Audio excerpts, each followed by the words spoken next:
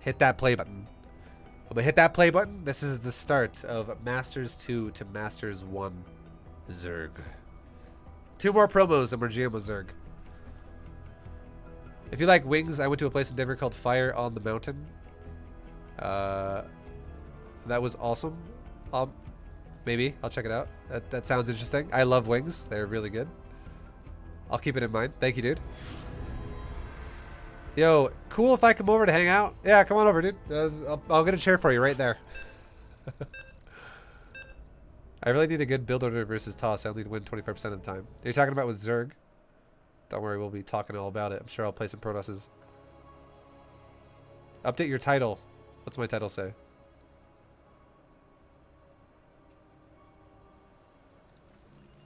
What the fuck is my title? What the fuck?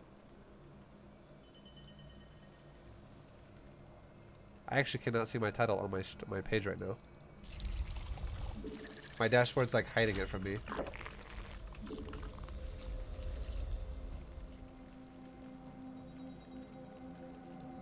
It says Masters 2. Or it should say Master 2. Does it say Master 3? Okay. I'll just refresh it after this game and I'll do it. I can do it now. I'm going to lose my chat, by the way. So anyone who messages me right now in chat or just messaged me, my chat's getting wiped. Because my title section of my dashboard was missing. So I had to refresh it to be able to change it. Oh, yeah. Alright, so we're going to go 16 hatch.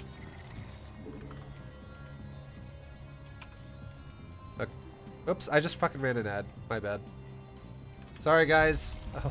Subs didn't see it, but anyone else did. If you're not a sub, you probably just got a fucking ad, and you're like, what the fuck, ViBE?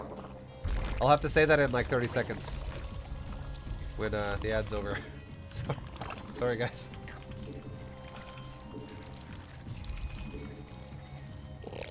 That was not intentional.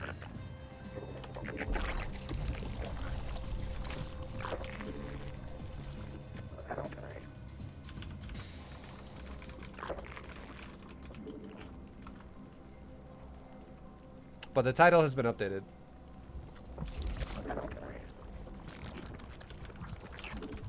Yo, sixth fifth 6 feet perfect. Okay, that's how you say it. 6 feet perfect. 6 feet. Yo, Mr. Six, thank you for the sub, dude. I appreciate the sub. Don't you guys love it when I just mess the names up? Alright. Everyone who probably just saw an ad. Everyone who probably just saw an ad. Yo, guys. Sorry. I didn't mean to do that. My bad. I meant to update my title and I somehow hit the ad button, so. Not intentional ad, but we're back. You didn't miss anything. I just opened up with a standard build so far. It's hatch first into gas pool. Or it's actually pool gas. And we're going for lings as an opener here. Pretty standard stuff so far. My bad.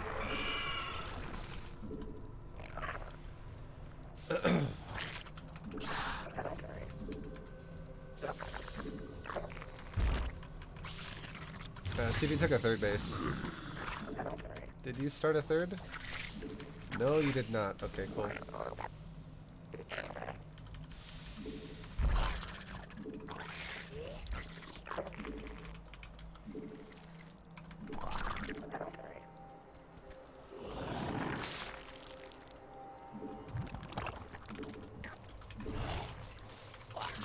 Alright, let's chill. We'll send 2 lings back out to go see his base, and we'll leave 2 lings back at home to become banelings. Because I'm being greedy. I'm being very greedy, guys.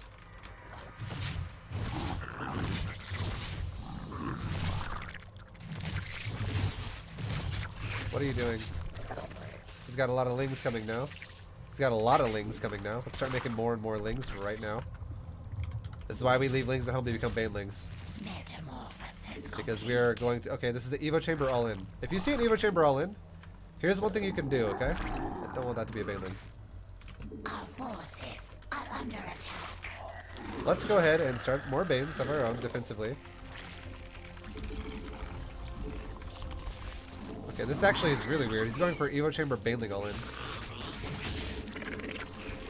Let's blow this up. Let's blow this popsicle stand.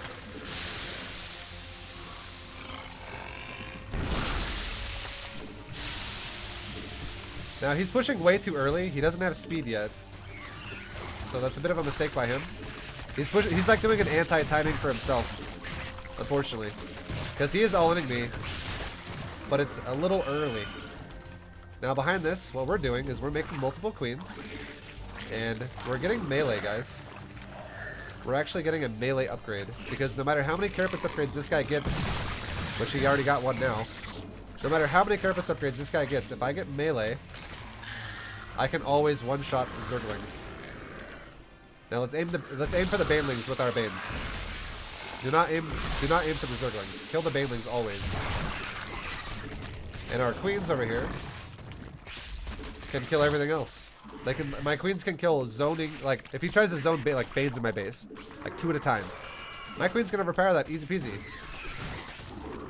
Did he forget speed? No, he just went for the build he did, guys. I think he actually messed something up, and we'll talk about it. But the build he went for was Evo Chamber upgrade before speed on this 3 base. This is a massively all-in build. Look at the worker count. This is after I realized what's happening. I stopped droning after I realized what's happening. So this is very, very, very all-in. But what he did, I'll tell you what he should have done and what I think he did. What he should have done is he should have made lings like he was going to. It's fine. Try to sell the picture a little bit better. Don't show me a bunch of lings. And instead, what you could do is you could actually have like a queen sitting on the ramp next to like a Zergling on hold position. And one other queen could be, because he has 3 queens down here. Another queen could be roaming around the fucking natural, just zoning out like my 4 lings that I was scouting with, or my 3 lings that I'm scouting with, or 2 lings that I'm scouting with. Whatever. I'm like whatever lings that I have there, one queen could easily zone it out while he blocks my ramp. So I can't know what's happening. Because if I don't physically see this, it could be a Roach all-in, it could be a Ling flood, it could be just some guy playing standard, and he's about to saturate his natural fully. Like, you know, probably not that, because I'm seeing his natural mineral line as well. But if you really wanted to sell it even more, like an all-in, that would confuse me. What if he actually transferred drones to where he only had like 5 drones on the main, and he had 16 on the natural, and he actually blocked the main off? Things like that make it really fucking confusing, and you're like it's not necessarily good to do that, by the way, with the drones. But if you wanted to be really meta, okay, you can fuck my scouting up and be like, and I'll be like really confused, like, okay, he's got a lot of drones. This probably is just because like he's might be hiding something, but maybe not. But if he just lets me freely walk into his base, and I see it, I already know it's coming then, so I could prepare for it. And the way I prepared for it was I got my own Baneling Nest defensively, and I made melee to counter his Carapace forever. Because level 1 melee will counter not only level 1 Carapace, but also level 2 and Carapace. Level 2 and 3 Carapace. Because the Baneling gets enough damage to just one-shot a Zergling forever at that point. Anyways. I think he actually made... First of all, he attacked me before speed was done. Before his upgrades were done. He was attacking me with slowlings that was 0-0 slowlings. So he attacked me way too early, and I think the reason why he did that is because, again, I scouted his base, and he's like, jig's up, he knows what I'm doing, let's just go attack. But it's even worse to attack like that than it is to just stockpile your units, because when you attack, I can overpower your lings really easy with speedling, baneling against a bunch of unupgraded slow lings at that point in time. So attacking me was a big mistake. And also, the second thing I think he did was I think he actually made a baneling nest before he got Zergling speed, which was another mistake. You're supposed to get a Carapace an Evo Chamber upgrade first, and then melee, and then Metabolic boost, and then Baneling Nest. But I think he made a Baneling Nest after the upgrade, which maybe is intentional by him. Maybe he likes doing that, but that's a horrible way to do it. We'll see right now if he builds a Baneling Nest. By the way, this is before I scouted it. Yeah, he goes Baneling Nest just regardless. I think it was probably a mistake that he forgot this. He's still not getting it. This has to 100% be a mistake. Because he also took a drone off gas when he started to bang this. I bet he probably just has nerves. And he's like, oh shit. I never got link speed. But here's the big mistake again. Okay, this is the big one. Even if his build was correct and he got speed when he should have, he's pushing out 20 seconds. He's getting across the map 20 seconds before his carapace is done. This is too fast. Because now he can't do anything about me crushing his lings like this. I can kill his lings inefficiently. Like you can see in here, I'm starting to take good trades before the fight really starts.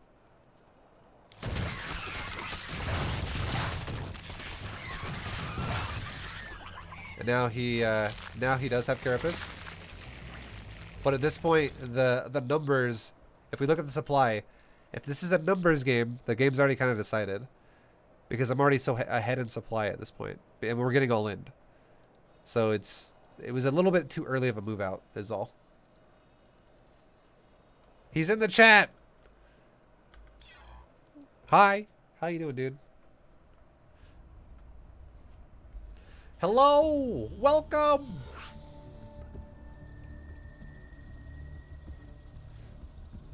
I made link speed after main nest. Whoops. Yeah, it sucks. It happens. She happens. Still watching your series on YouTube. You are a good teacher. You talk about the small, fundamental things as much as the cool things. Keep it up. That almost sounded like a question at the end. Keep it up. The way the bot read that. Yo, thank you, dude. We only watch Ella. Thank you for the bits. I appreciate it.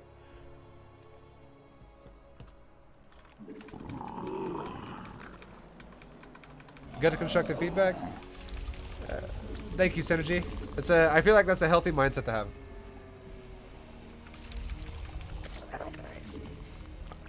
Because I'm doing a bronze jam right now, so I'm talking analytically about a lot of things and trying to help people learn things. And if you happen to come to the stream after the game's over and you can see what I said and be like, oh, I like that.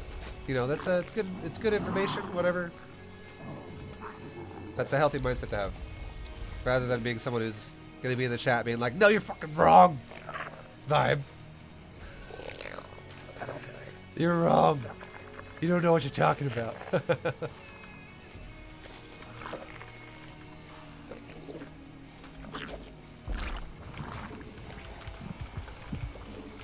Alright, we're against the Terran guys, and we're going to go for another speedling opening, probably. You're wrong, Vibe. Because I'm not, obviously I'm not trying to pick on anybody. I'm just trying to help everyone learn how to play StarCraft better.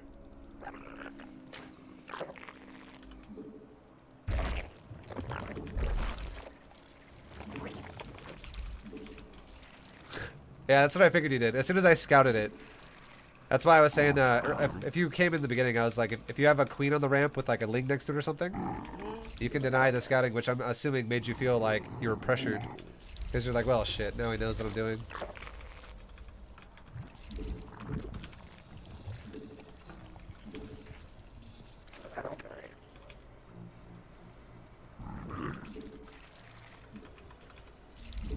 Alright, what is this guy doing?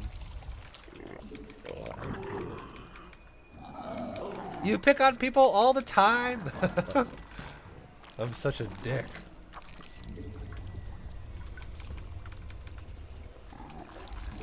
We're gonna make 4 lings to deny a Reaper. It's just standard. There's the Reaper. Even if he doesn't make the Reaper, I'll still make the 4 lings. Because of the potential Reaper that always usually comes. We got a reactor and we got a factory. Okay, cool. Let's have this Overlord kind of chill. Go away. We're fine. We don't. If we commit further into the, or actually, hold on. Don't leave yet. Let's sit right here just for a little bit longer, and let's find out if he swaps or not. That's a big piece of information as well.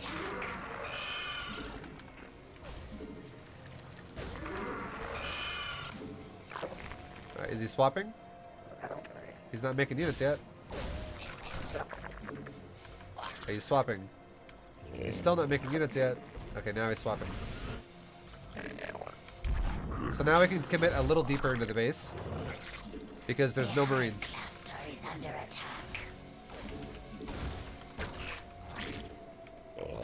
It's a tech lab.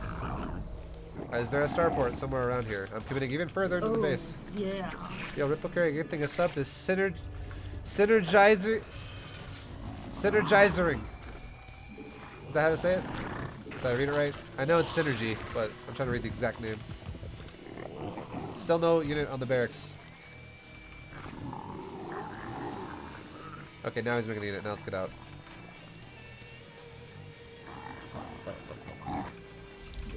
Let's make a couple of lings now. In case this guy wants to YOLO my mineral line.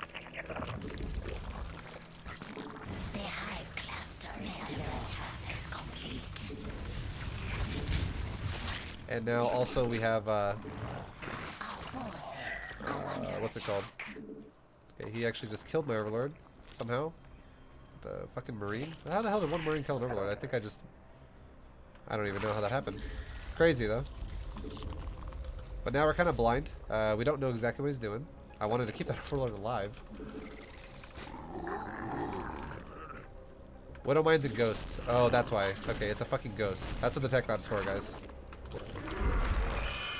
So against this, here's what we should do. Unacceptable command. Put a spine crawler in both my mineral lines. And now, let's move out into his base. He's most likely moving out to attack me right now. Let's go kill his SCVs. Same thing Zergs love to do to me, let's do to him right now. And let's start making roaches defensively. Only roaches. We just wiped out a bunch of SCVs.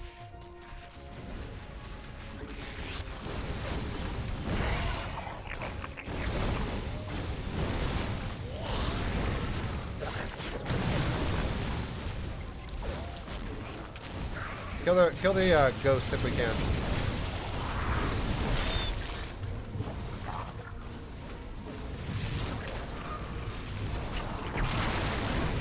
Keep making roaches, guys. Our lings are still over here being annoying as fuck. I can run my drones for a moment.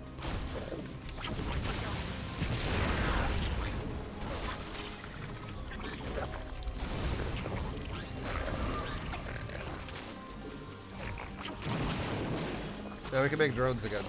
We're totally fine.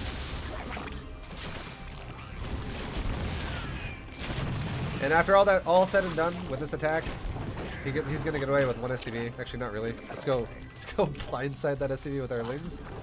We're looking really good. We have good economy, good saturation, good base count. We're gonna take a fourth base because he just lost the fight. We just killed the SCV there. And now let's prepare for the possibilities of what could happen. Okay? Cloak could happen. More of the attack could happen. Let's actually build the spine like we wanted to initially. And let's start a layer. Because now we can also get overseers and also roach movement speed. Roaches are a perfect counter to what this guy's doing, by the way. Like, they destroy his build. Just roaches. They don't even need anything else for now. Because the whole point is, he's gonna snipe me. But if I have enough units to withstand the snipes, I can overpower him then. Let's try and get... We have 2 fully saturated mineral lines. 2.5. That's... For now, I would say that's good enough.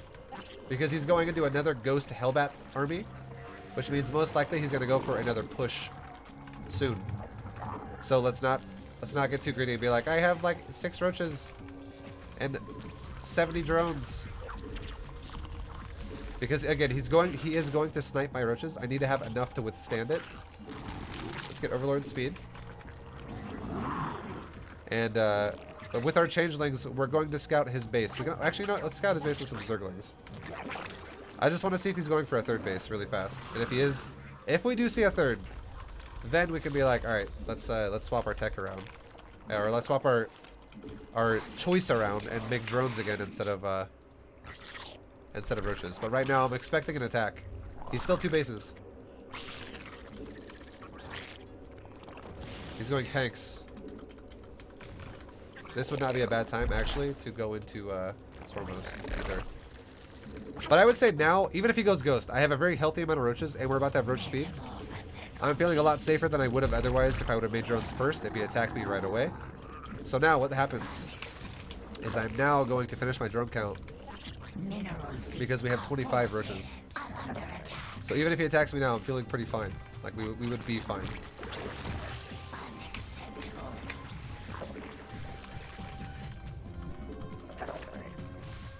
And we can take excess drones and saturate my fourth base as well.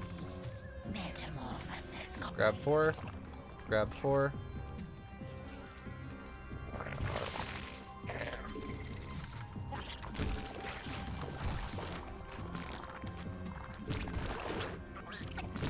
He knows I have a fourth. He's pushing. He's got Hellion and he's got Cyclone. He's actually going Cyclones with Roaches. And or sorry, he's going Cyclones with his army. So actually what I'm gonna do now is I'm not gonna go Swarmless anymore. I thought it was literally just gonna be Hellion Ghost. I'll overpower him this first time with sheer amounts of numbers here. A move. Like just run into him over and over. Attack and move at him. We have literally too much stuff. But if he's gonna start going into this Cyclone Hellion composition, here's what we can do instead. Our forces are under attack. We just made 4 roaches. Or 4 infestors, rather. 4 infestors. Let's kill a bunch of SCVs right now. Put my roaches on hold position. Because we're in the mineral line. There we go, we just wiped out the entire fucking mineral line. Saturate my fourth fully, because not only did we just wipe out his economy, but we also wiped out a lot of his army, guys. He doesn't really have much to stop what I'm doing. Behind us, let's prepare for late game Turtle Terran. He's trying his hardest right now to fuck over my worker, or not my workers, my army supply. Now we're gonna go into a little bit of Ling and a little bit of Bane, because we still have a lot of roaches, guys. There's a lot of roaches still. We don't need to go mass roaches right now, but we can go Ling Bane off of a good economy, and we're going into a hive and a spire. So we have a backup plan to a Turtle Terran. We've crippled him right now, but there's always a backup plan. Now with our Lings, let's make like a good 30 Banes or so. Okay, how many Banes do I actually have? I have like 26. That's fine. It doesn't have to be fucking perfect. Doesn't have to be exact, but it should be a good amount. 26 is fine. Saturate a little bit more on my economy, because now we just got up to 80 drones. Again, if he attacks me with Hellion Cyclone, I have a hard counter army to Hellion Cyclone. I am not afraid in the slightest. And now that we know 100% we're up against mech and it's switching into a late game army, we're going to go into melee upgrades. And watch this fight. Watch how effective our fight is. You guys ready for this? Check this shit out.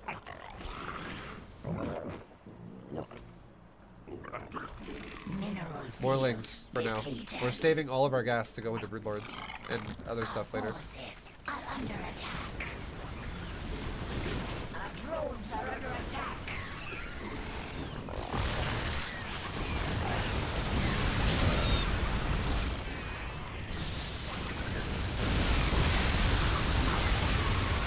There you go. We just wiped out his whole army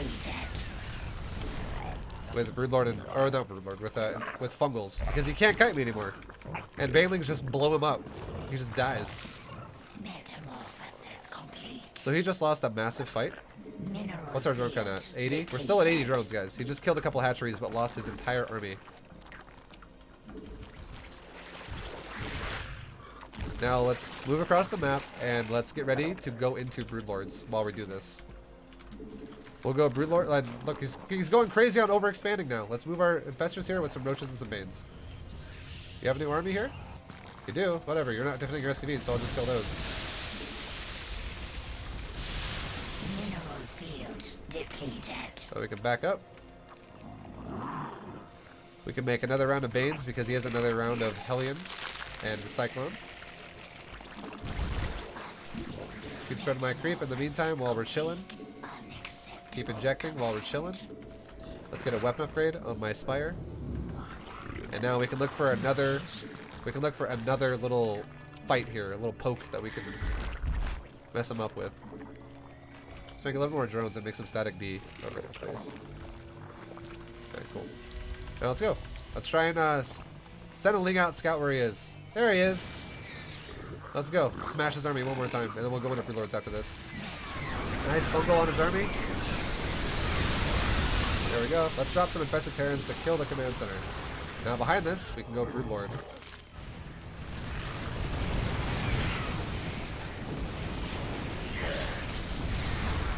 Put my little Infested Terrans here on hold position, so they don't go attack the tanks when they get shot, but instead they kill all these SCVs.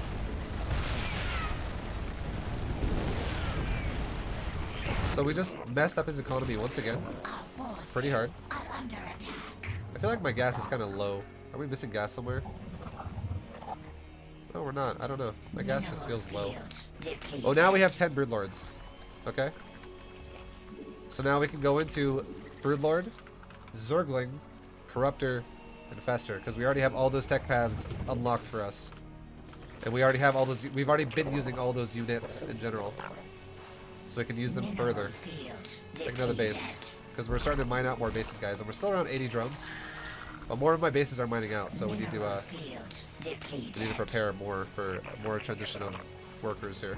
More of a rotation.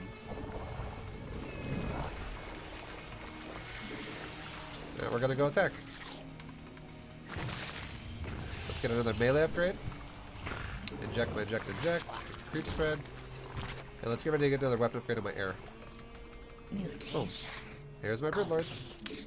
Let's get a couple of overseers for my detection, so I can not get fucked by ghost cloaked. I still have fungal to deal with that, but that's not enough. We should also get some overseers. All right, let's be cautious with this. Let's actually piss all over these rocks here, so my army can actually assist my Broodlords without my Broodlords being exposed. We're gonna go poke and make sure he doesn't have this base first. Do you or do you not have this base on this side? Unacceptable command. We can spread some creep while we're waiting. He does. Cool. Here's what we can do with our lings too. Our lings aren't really necessary in this fight. Let's go like this: A move, shift, A move, shift, A move, A move with the lings, just like we learned before in our earlier leagues. Lings will probably be a lot more useful doing something else right now. Now let's give this army a nice juicy fungal. Let's give it another juicy fungal. Let's give it, we're out of fungals. And now the Broodlords are reigning supreme, and my lings are breaking into his natural and killing stuff. He's got no anti-air in this army now, guys. And from this point, we can make whatever we want. We can make mutas. We can make infestors. We can make more lings. We can make even more corrupt or Broodlord. We can really do whatever we wanted at that point. GG! What's up, Jimmy? What's up, Jimmy? Hello! But this dude, he got kind of far behind from the ghost opener. He tried to do something a little bit fancy, and we got a lead from it. As you can see, this is after the first attack is over. We killed SCVs during the process when he was attacking my drones. We killed 11, he killed 8. But in total right now, we have 48 to 26 because we made drones during the process as well. I made enough roaches to hold it initially, which was like 10 roaches. But yeah, we capitalized definitely by killing SCVs, and we also made him lift off the natural, so we stopped production of SCVs for a while as well. This really set the pace for a lot of the game. It made him get really far behind really fast. You can see I'm like doubling the supply now because of the opener. We're close to doubling the supply. We're getting there. But yeah, dude, Baneling, Roach, Zergling, all speed upgrades, plus a couple infestors. My god. It makes Hellion Cyclone have a much harder time doing anything. What's your queen count for creep expansion defense? I made 4 queens that game. Or no, I made 5. I made 5. I made 1 queen out of my main, and I made 4 queens out of my natural in a row. So I wasn't pumping queens nonstop really hard. I was just making 1 queen periodically, another queen, another queen. It just periodically added on. Okay, this guy, I think this guy is he's a bullshit Terran. I'm 100% sure this guy watches my stream. I actually play this guy on my main account in GM, by the way. And this guy blind counters with mech builds. And he does not scout. He legit watches your stream and fucking counters your build. 100%. This name's Corky. Life goes on. I've played this guy plenty of times. Every time I play him, he never scouts anything and he tries to blind counter what I'm doing.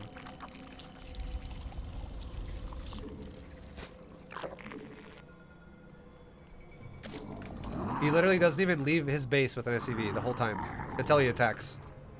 He's a pretty badass guy. He's awesome.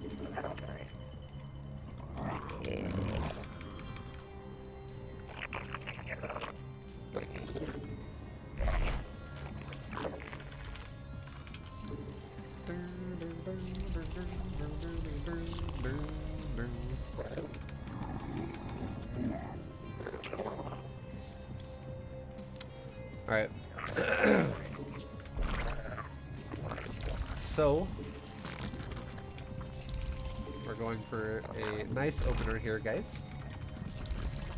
I'm still gonna talk through it. I'm not, by the way, I'm not gonna not talk or I'm not gonna start saying false shit. I'm just gonna, he's gonna know what I'm gonna do either way. He's watching my stream, I guarantee it. Doesn't really matter. We'll just pretend like it's just some random guy. So I'm doing another standard opener. We'll try and scout his base and see what he's doing. Get an idea of what's happening. Get an idea of what's happening.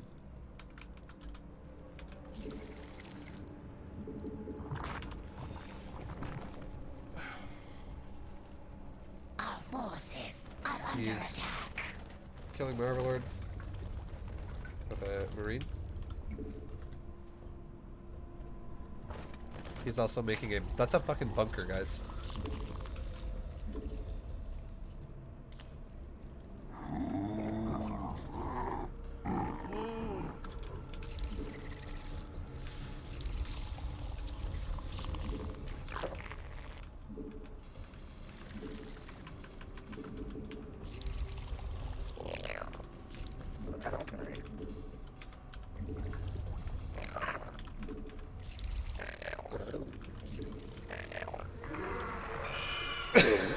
We're gonna scout his base, then we're gonna take a third.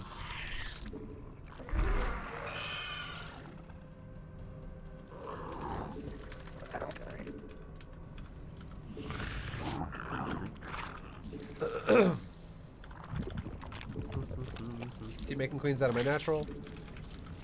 And we're very likely going to be building a Roachhorn here in just a moment because I'm expecting him to be going factory units.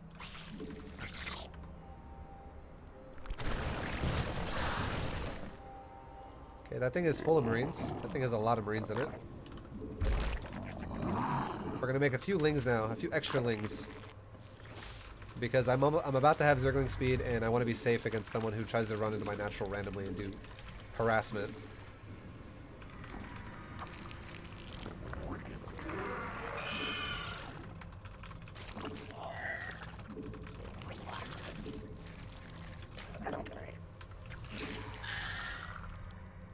Also, this bunker is wide open.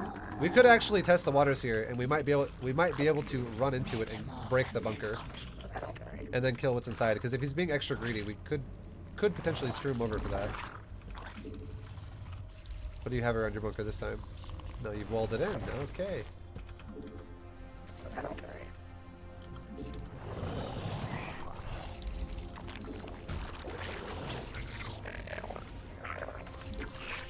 Alright, we're gonna scout his base with an overlord.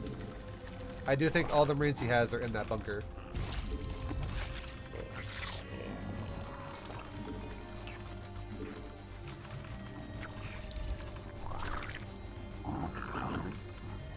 That's a tank. Okay. And a few Marines. This means there's probably only one Marine in the bunker now. Yep, that bunker is killing me very slow, and there's a starport. I'll back off because I can't break that right now. We'll just play it safe. We'll get a Baneling Nest, a Roachhorn, and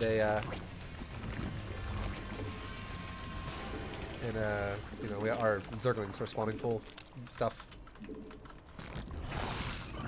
We'll get one more queen and we'll keep spreading creep. The better we spread our creep, the more likely we're gonna win this game. And now we also know he's on a natural, so at least we know he's expanded. We can get an overseer and scout his base even further. Because I want to know now if it's going to be like multiple starports and he's actually doing some like Banshee build or something weird. This guy does not play standard. Unacceptable command.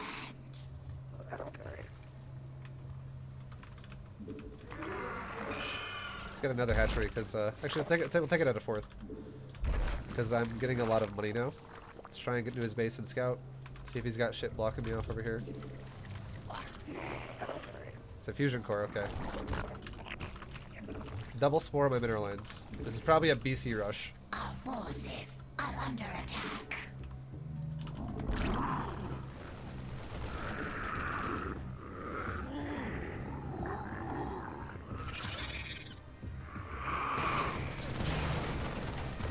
Double fusion core as well. Okay.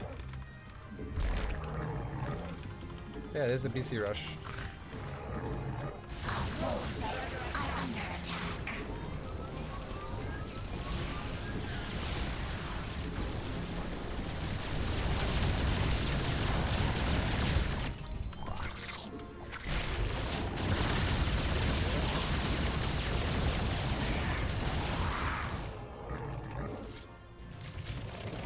Metamorphosis complete.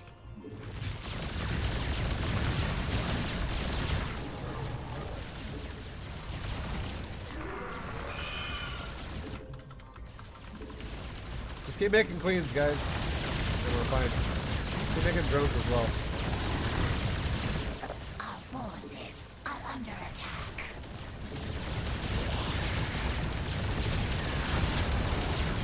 So he can't teleport away because he teleported in, by the way. That's something to note as well. He teleported into my base. So he's kind of trapped. And he's teleporting another one in. Another two in.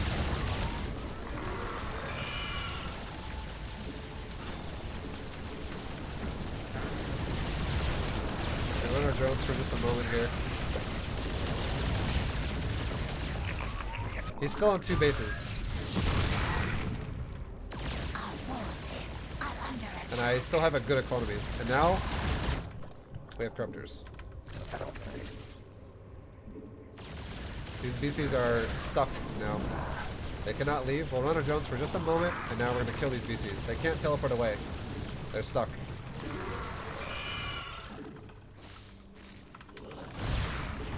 There we go. Saturate my gases. Saturate my gases. Fix all economy that's not perfect right now.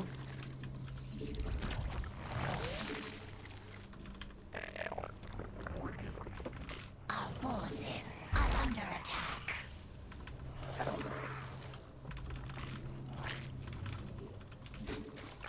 And now we can make Mineral roaches. field Just for a period of time. Just for a limited period of time.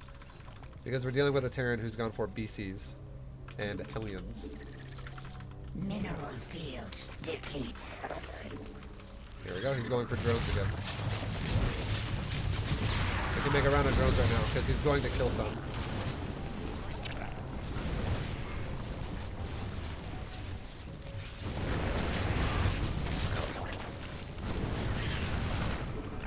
And we're fully saturated again because we pre-made drones before that was too annoying.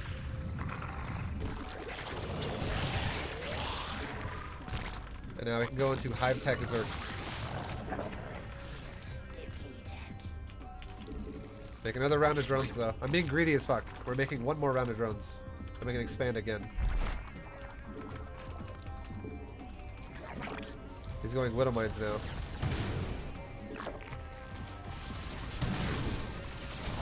Get rid of the missile turret. Bring our corruptors over here. And we can kill the BC. It's also, there's another Widow Mine over here. Let's get rid of that. I think there's two Widow Mines over there. He's going just heavy Widow Mines now. So this BC will have to teleport or die. Teleported. Teleported to a fresh mineral line. Oh, Corky. You're so quirky. Why you have to know everything about not you scout nothing and you just know everything? Forces are under attack.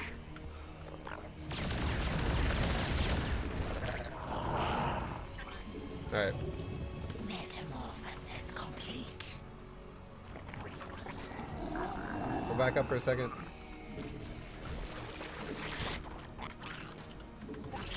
Got a greater spire on the way right now. And we also have infestors now, guys. Infestors are pretty nice units to have. And I'm going to show you guys how nice they are.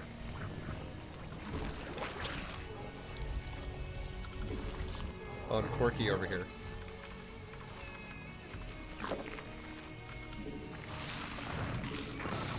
Now, if this guy pushes me, which he very well may do, he may push me, we're going to have a nice army on the ground to deal with it, but we will eventually start going to broods. He's going to push me on the ground, so check it out. It's a lot of widow mines. Start fungling it. These widow mines will die pretty fast to fungal. Mineral field depleted. He's repairing some of them, but we killed some. Now we're about to have neural parasite, so let's actually neural the Thors, guys. Like right here. We can neural the Thors and engage this. And throw out a bunch of infested terrors all over the place. Get rid of the Thors and we get rid of the pressure. Get rid of the Thors, we get rid of the pressure. Now, there's a bunch of tanks that are just isolated that are going to be like against a bunch of links, because we just made links to deal with this as well. And he's got Widowmine just blowing his fucking tanks up all day. And now finally, we can make more Infested Terran just to help. And we have Broodlords now. Make another round of links. Mineral field. Just assist my broods. Let's also get some overseers. Are under attack. And here we go. We are now A-OK. Mineral field depleted. Now he's backing up. He realizes the situation is no longer winnable at my base, because we made broods at a timely fashion, and we had infestors and a ground army stall for us to get there. Now we can make corruptors to cover these broods, and overseers are coming with them too to set off widow mines that are not yet revealed. Take another couple little buildings over here, and we can keep our drone count really healthy. Now send our lings back home now, because he's counterattacking me. He's actually counterattacking me with everything, so let's cut across the top with our broods here, and we'll just kill his army. And he's already moving back before I get there. Fucking quirky, dude.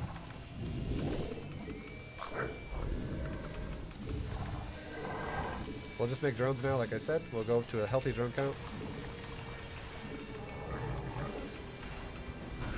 Our forces are under attack. And we can siege this base. Kill the Thor with my Broodlords. Kill this Thor with my Broodlords. Let's make more broods right over here, right in his face right now.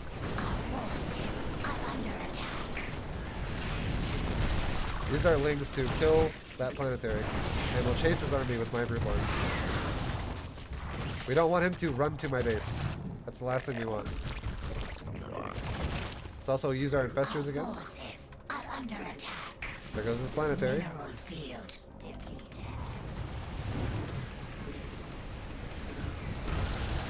And now with our infestors, we'll neuroparasite a lot of important units.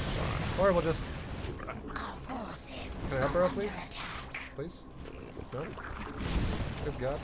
We'll just use our infestors to kill these units.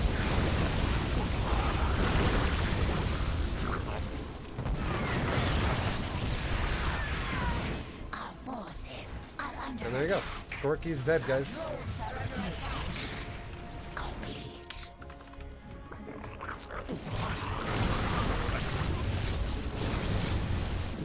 We can remake drones because he's kind of YOLOing now.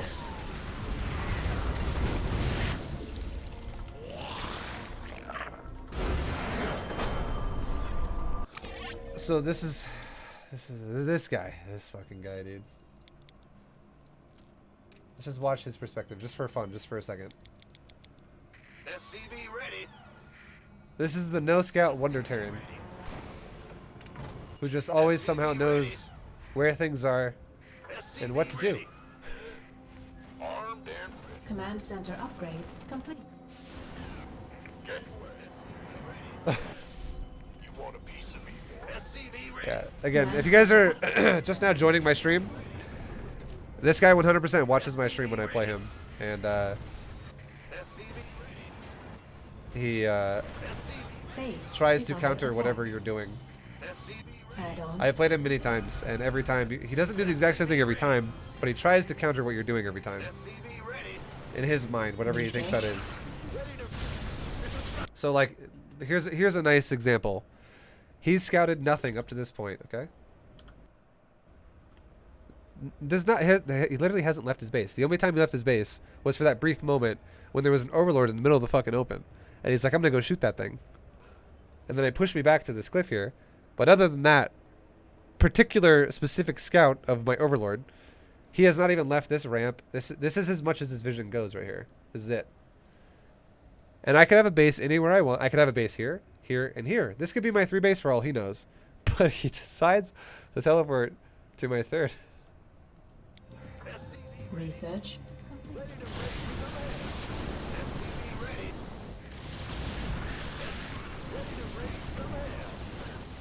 And now he's trying to defend himself. Base is under attack. Command center upgrade.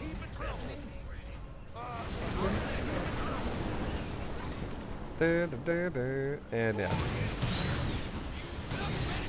It's just you're playing against somebody who he's not trying to use like game sense or anything like that. Here's another example, okay? Another example. This is another perfect example. Where does this one BC, okay? This one BC right here. This bad boy. Please tell me how this is logical to what's about to happen here, okay? He's got a BC. He's using this thing to try and defend his base. I'm attacking him with some roaches. Oh, here we go. Corruptors have appeared. How is this a logical choice to go, you know what? I'm gonna fucking teleport in the middle of fog to a random mineral line that the Zerg owns with this bad boy right here. I understand teleporting the BC, but why wouldn't he teleport it to like a mineral line like with a turret that he could repair at to keep it alive? That would seem like a more logical choice. Not teleporting it into the middle of the fucking Zerg base. But no, he chooses to go here.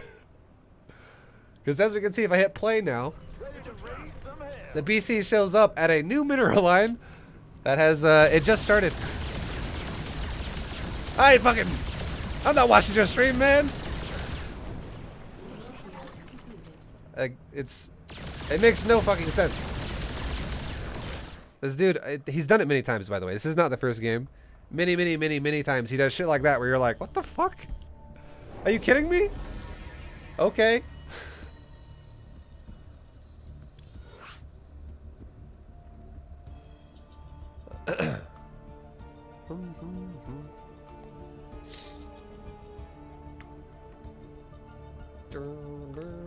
So yeah, I feel like that dude's is more blatant about it than others. But yeah. Hopefully that game was a little informative, but it's kind of hard to make it informative because it's someone who's kind of abusing the whole situation we're in right now. He's fucking watching the stream and trying to counter what I'm doing before he even knows. He doesn't even try to scout. He literally just tries to counter it.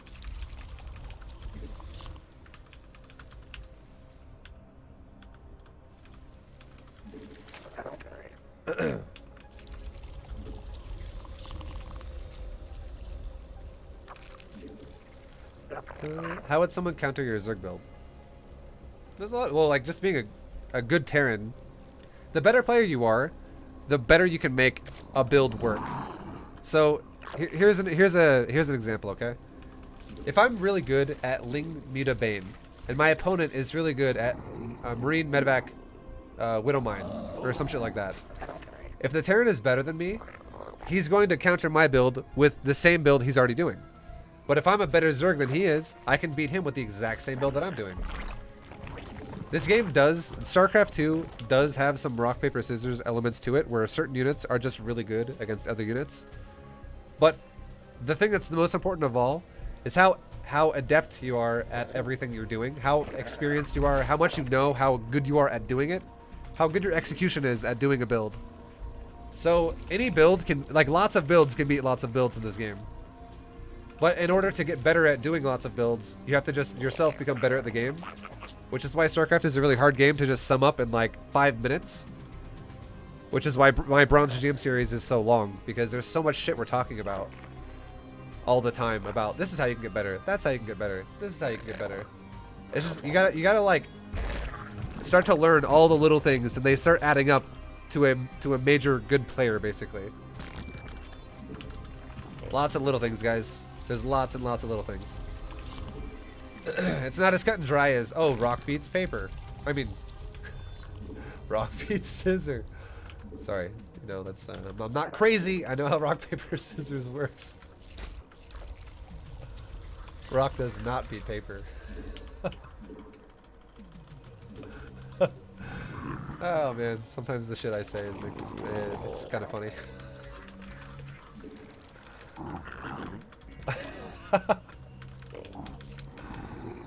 Okay, so this guy went to Gateway Nexus Core, so we have a little bit more time to deal with his pressure, which he'll eventually do, which means we can make Lings a little bit later and drones a little bit like more drones earlier.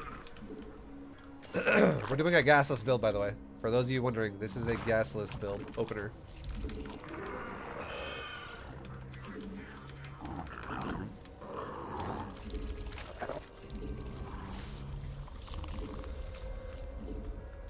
Alright, now we're going to make some Lings, and we're going to go back to his ramp. He's made a Stalker. Okay, so that's a big sign that he doesn't want me to scout his tech. And it's Twilight Council. There you go. That's why I took my gas earlier than before I saw this. This is usually a sign that he wants to kill the Overlord as soon as possible, because he's going to probably do a timing to me. It's not a guarantee, but it's probably what it is. We're playing the... A lot of times you got to think about what your opponent's capable of and what the odds are that they're doing something. And the odds are he's going to do something he wants to not be scouted if he opens with something that denies scouting.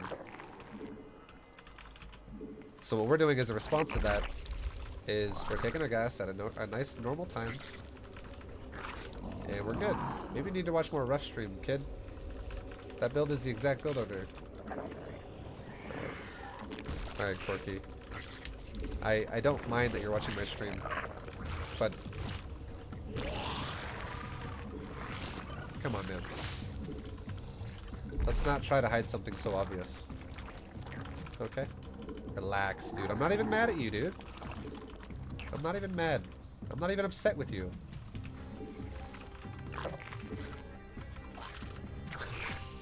But I think it's pretty fucking obvious that you're watching the stream.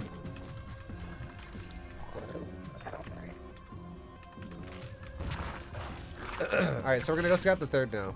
If he messages me again, I'll probably just ignore him. Because it's kind of distracting when I'm trying to explain other stuff to you guys. Let's go ahead and make some roaches now. And as soon as my layer is done, we're going to make an Overseer. And we're also going to get roach speed. So here comes an Overseer. And here comes roach speed. This is going to keep us safe versus any potential DT timings or for the Overseer. And then the roaches themselves are going to keep us safe from any type of adept, charge lot, anything like that. And you can see he's going for a third. So it's not an all-in, it's a pressure. So since it's a pressure, I'm already droning again. I've already made enough roaches to be safe. I'm just gonna have half my roaches go fight him and half the roaches go chase wherever he goes. I'm assuming he's gonna go in the main. That's exactly where he goes, because it's the most logical place to go.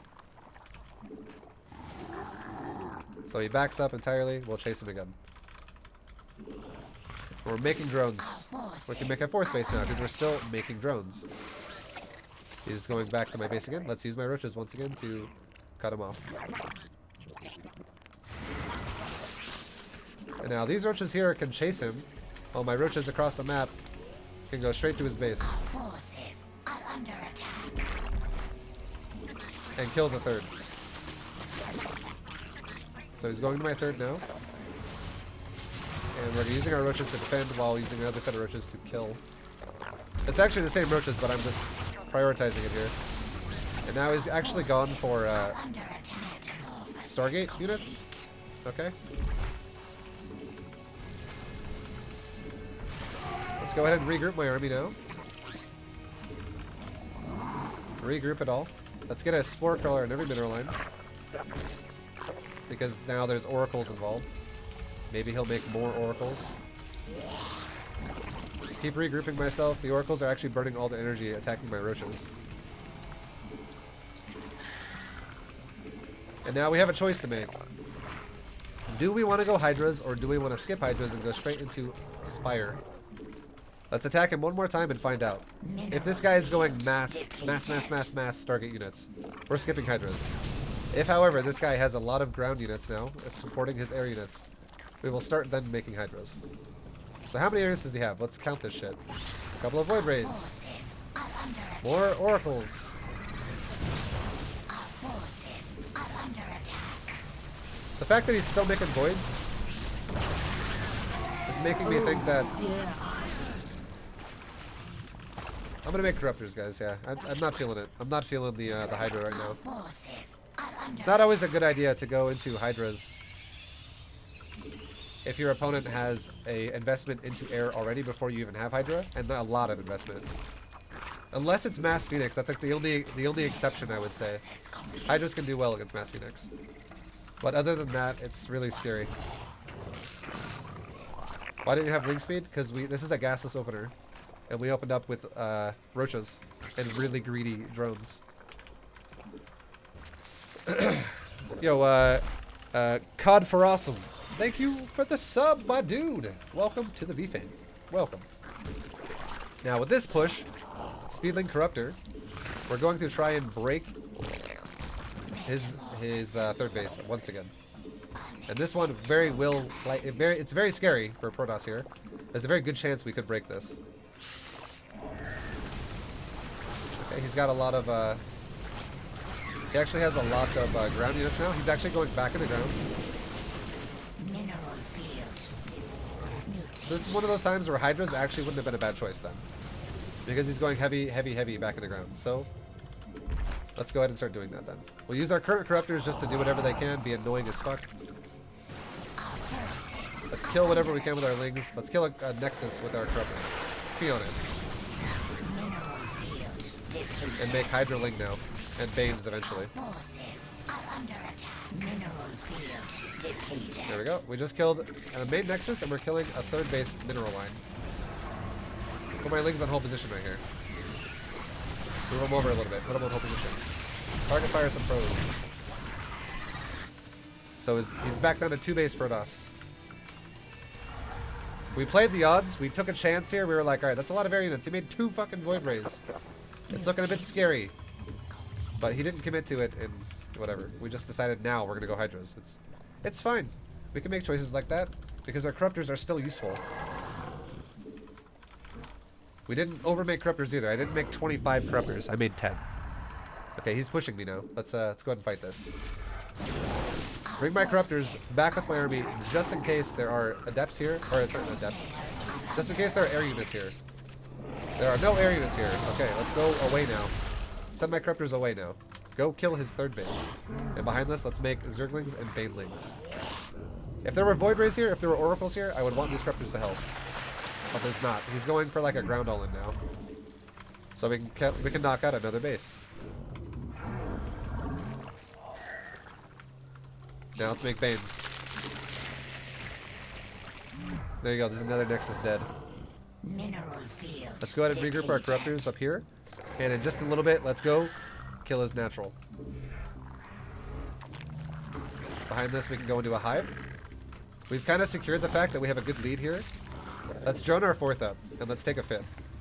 Because I'm not afraid that if he pushes me on creep, I am 100% confident this army will win the game. We'll kill his army. Metamorphosis. So let's take a 5th base. Our economy is around 80. We're almost there. Mineral field. We are now depleted. exactly at 80 drones. That's plenty. Let's try our best to try and snipe a base, see what happens. Run away with our corruptors. Hold shift and run away afterwards so we don't have to stare at it the whole time. Now he's pushing me. Let's go. Let's deal with it.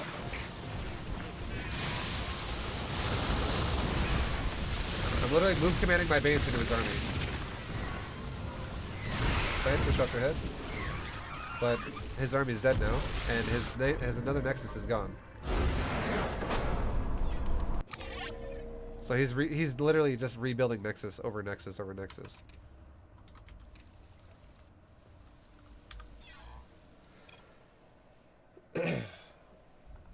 But do not A-move your Banes. You should move command your Banes. And now if you also have the APM available, you can also spread your Hydras against the Disruptor.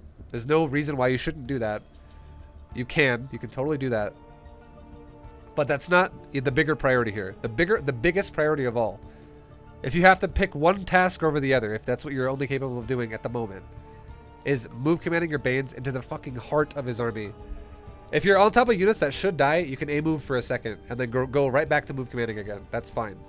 But what you really don't want to happen is you don't want like to have 12 Banelings blow up on a fucking Immortal that's over by itself on the side, just standing there. Or something like that. Or start blowing up on the edge of a Stalker, like one Stalker on the outside. All your Banes keep rolling into it. Because it's like the outmost unit. You don't want to blow up inefficiently with your Banes. You want your Banes to just dive right in the fucking heart of his army, and then you blow up from the inside out. It'd be like having a bomb planted outside a building versus inside a building. It's going to do way more damage to the building if it's inside the building than if it's outside. Or like a grenade or something, you know what I'm talking about? You want to just maximize your AoE of your Banes, because even if you're move commanding the Banes, and they're getting picked off little by little, whether or not you make your Banelings detonate from attacking them into an enemy unit, or your enemy unit kills a Baneling, they still detonate the exact same. It still does the same damage. It's just you're maximizing the detonations by not allowing to be wasted on an outer unit.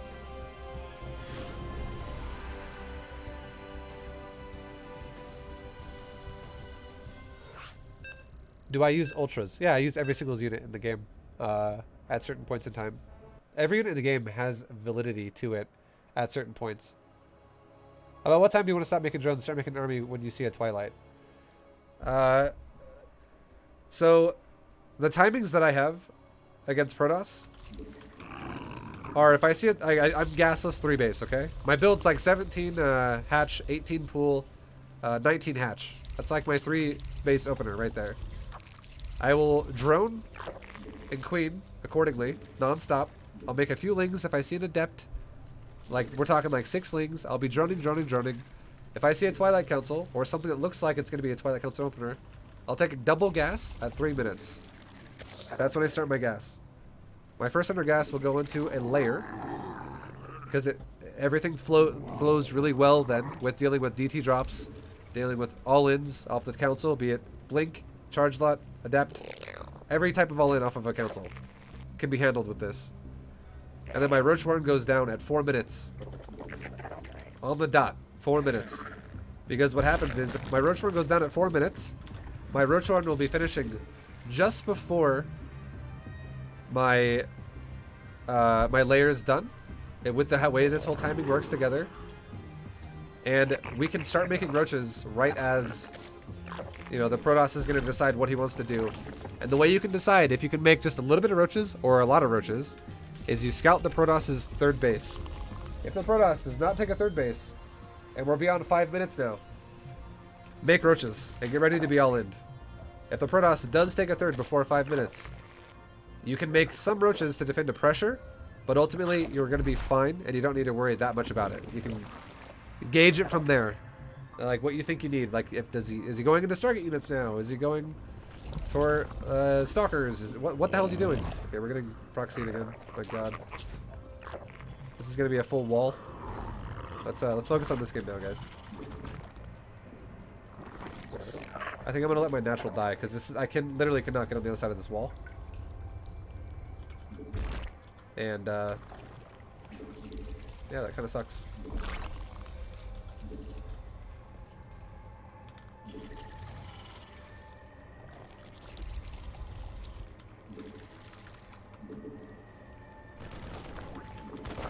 We'll pull my drones back one by one as they get focus fired.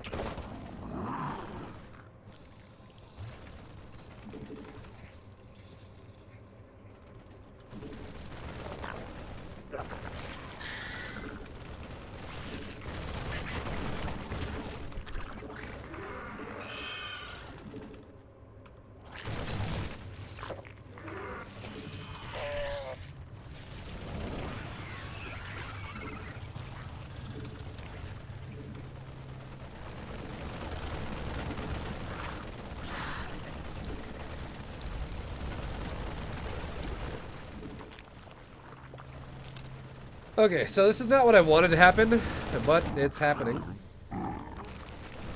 So we're going to take this game into a Ravager game now. Our forces are under attack. That everyone's going to die. Oh well.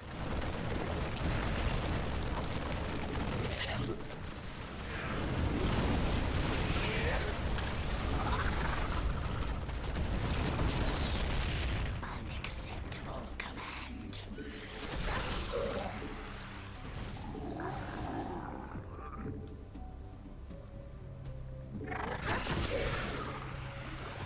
We cannot physically outrange the bunkers, by the way. It will hit me.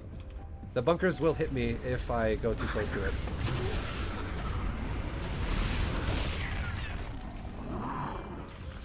We can kite Marines all day, by the way, with our Ravagers.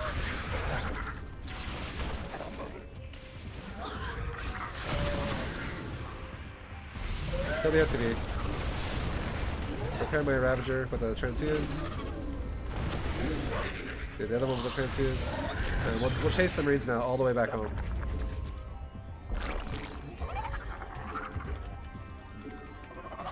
Ravagers are much faster than Marines.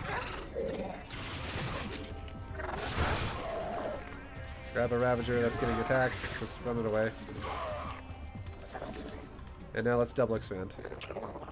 While going into a lair. And now we can counter pressure the Terran. Because he opened up with a well, not a greedy. He opened up with a very aggressive build. Where's my queen? There it is.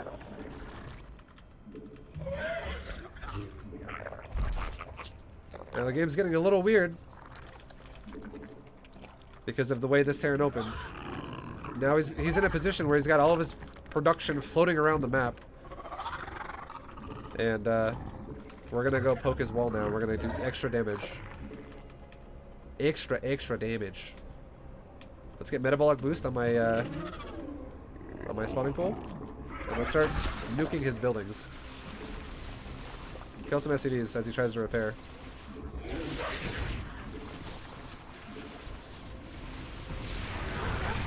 Keep making SCVs, and now let's make... This time around, let's make a Spire this game, guys. Because a Spire is great against cheesy as fuck Terrans. Especially Terrans with low economy.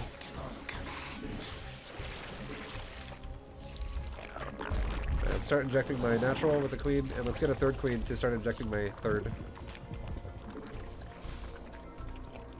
We'll take my Ravagers back home in case this guy goes for like a medevac drop now or something. Maybe he rushed a factory behind this and a starport. Who knows? And let's also make a Baneling nest right now. And we can start 2 Evo chambers. Still making drones though.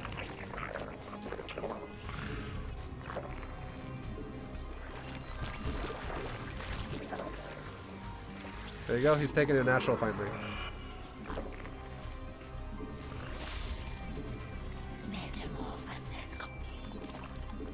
So we know Spire has high potential to do damage here.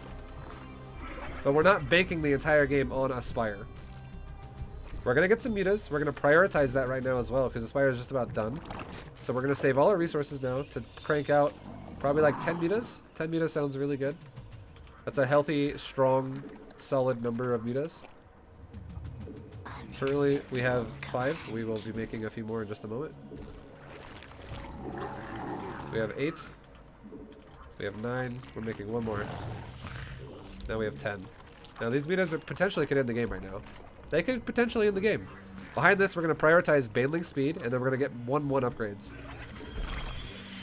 Our main and natural are fully saturated. Let's start fully saturating our third base. And we can start getting, again, upgrades now. Carapace and melee. Hey, look, a fucking Banshee.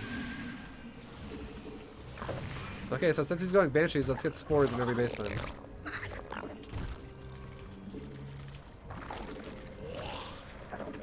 And a melee upgrade. Now let's get a weapon upgrade on my Spire, and now it's just Ling, Bane, and Muta. Or not, no more Mutas, just Ling, Bane. Let's kill these Marines that are here. And now let's just overpower a bunch of SCVs, and the game's over. So again, it doesn't have to guarantee to be over with the Mutas. It doesn't have to guarantee to be over with the Mutas. But it was a great choice because this guy was super cheesy and had a low economy. He proxy bunkered me with 4 bunkers and pulled like 5 SCVs to do this.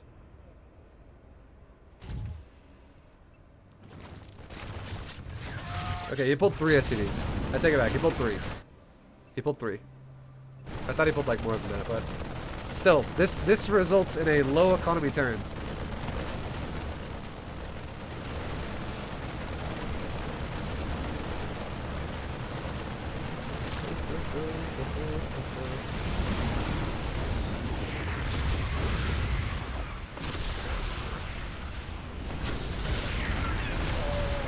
And now these Ravagers are great against Marines. They killed pretty much all of them.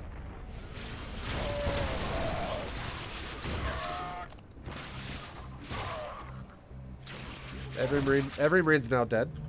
He has no units. He's making new barracks at home. He took a natural at home during that process. But let's really quickly look at the income here. He's a 1-base Terran who's now mining double gas with low economy. And he's also building buildings. He has to now also repair because we have Ravagers here. So he has 10 SCVs on the middle line right now. He has 10 SCVs. Behind this, we're a Zerg who's now going to 3 base because we know now that we have map control all over again. Because this guy's economy is really bad. And we just wiped out his whole pressure with this. These 3 Ravagers killed 4 bunkers. Or actually, they killed 3. He salvaged this one by himself. We killed these 2 bunkers and this forward bunker with these 3 Ravagers. And I didn't lose anything. No Ravagers died. And then not only that, but they also killed all 3 proxy SCVs, and they also killed every Marine that was in the bunker before. So these bad boys have 6 kills, 9 kills, and 3 kills. So they've done a lot of pressure up to this point already. They've definitely done a great job.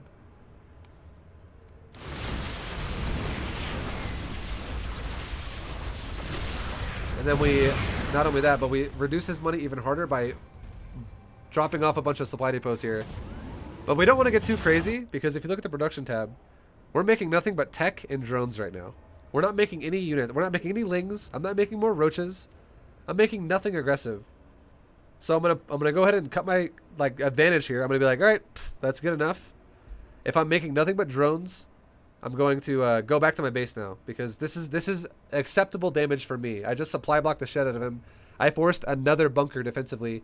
I forced SCVs to be pulled off the mineral line, all while his other barracks have been now forced to return home, because Ravagers can also kill these with Corrosive Bile if I find them. So these Ravagers have done more than what they're worth, basically.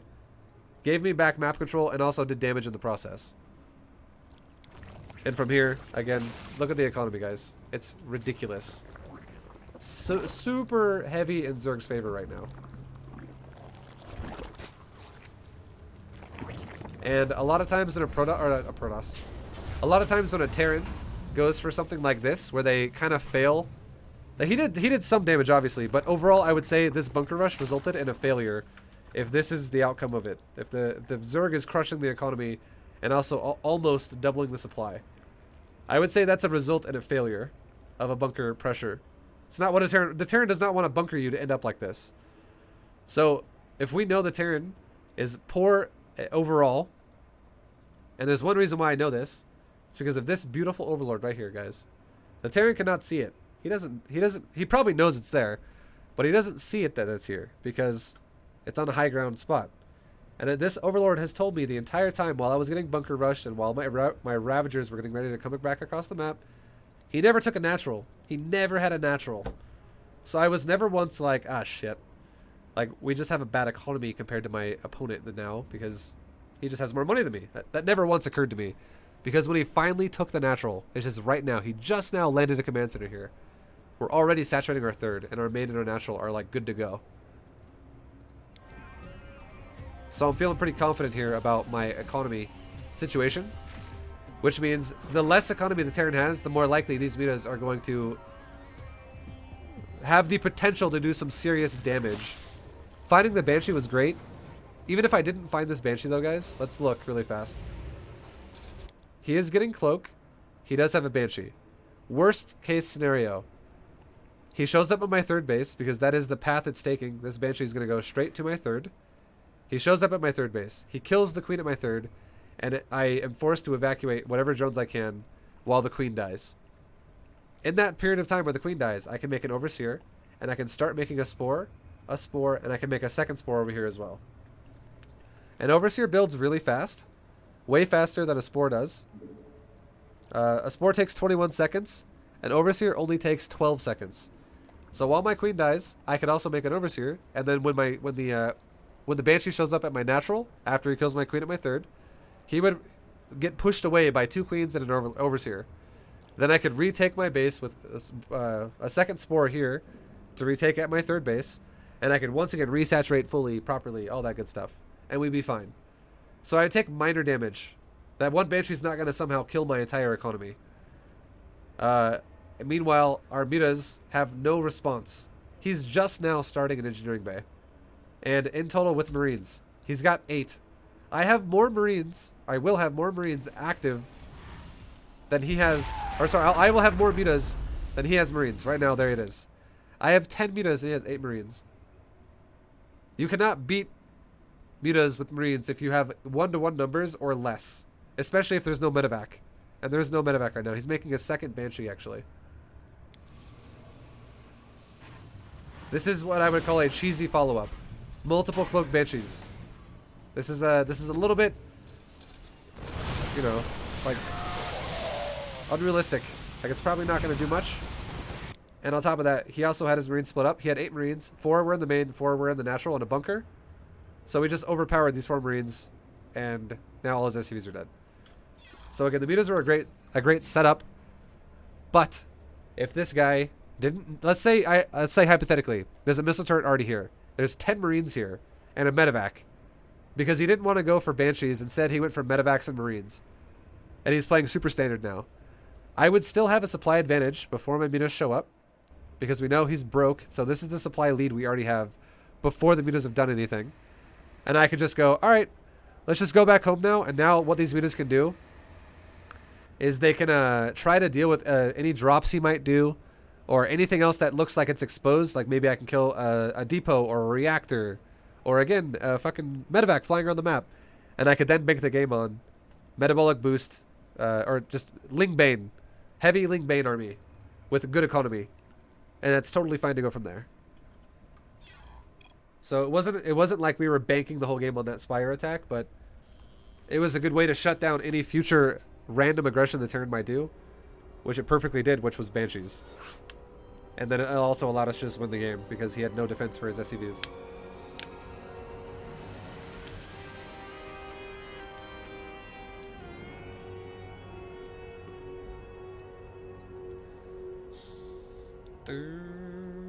You dropped the Roach building before the cheese or after?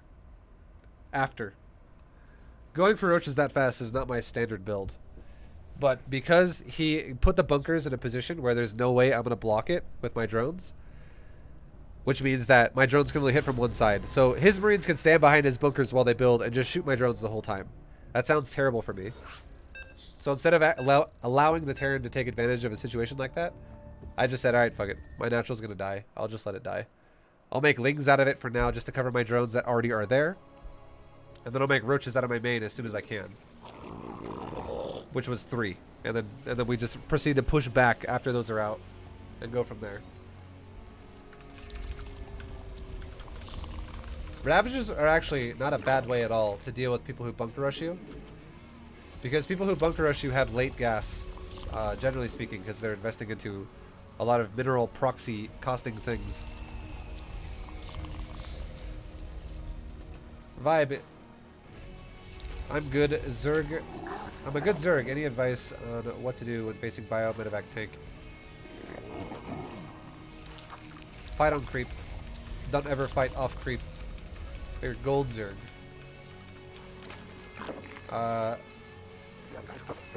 Okay, if you're gold, control their economy. Don't try to kill their natural. Kill anything beyond that. Don't freak out if your opponent has a natural. You're a Zerg. You can take way more money than they can. But if you want to really take fights against them, don't ever let them have a third base. It's way easier to break a Terran or a Protoss or whoever. It's way easier to break their third base over and over than it is to break into their natural and all in them. Also, if you're a gold Zerg, the biggest advice I have for you out of everything is go back to my previous videos that I did for Bronze GM and watch those. Watch bronze. Even though you're gold, watch the fucking bronze ones. I still play the exact same from bronze to platinum, pretty much. It's just the theory and the level of understanding the game. I start elaborating more and more as we get higher league. But I guarantee you might learn stuff even in the bronze videos, because it's literally just learning how to macro properly. And even if you don't know shit in gold league, other than how to macro properly, you'll win most of your games. Not even kidding. That's very realistic right there.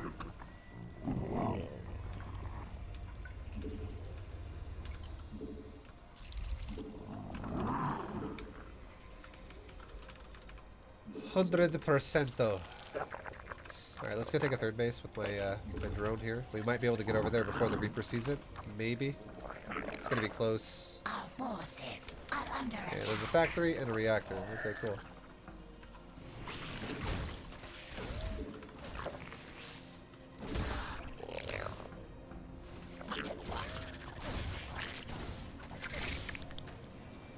Our drones are under attack. Our forces are under attack.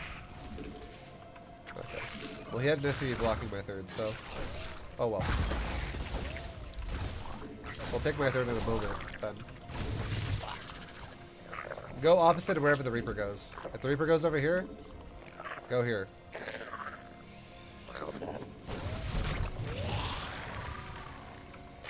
You shouldn't be too picky against Terran about where you put your third base. It's not that big of a deal. Because you'll take them both anyways at some point. You just want a third.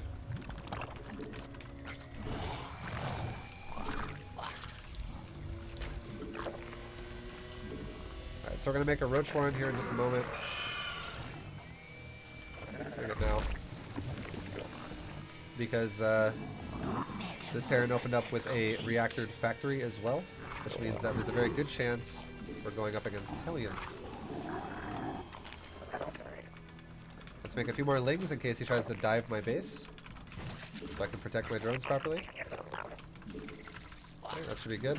We have, it's not even a lot of lings. We have like 12 lings, and that's plenty. And let's keep making queens out of my natural.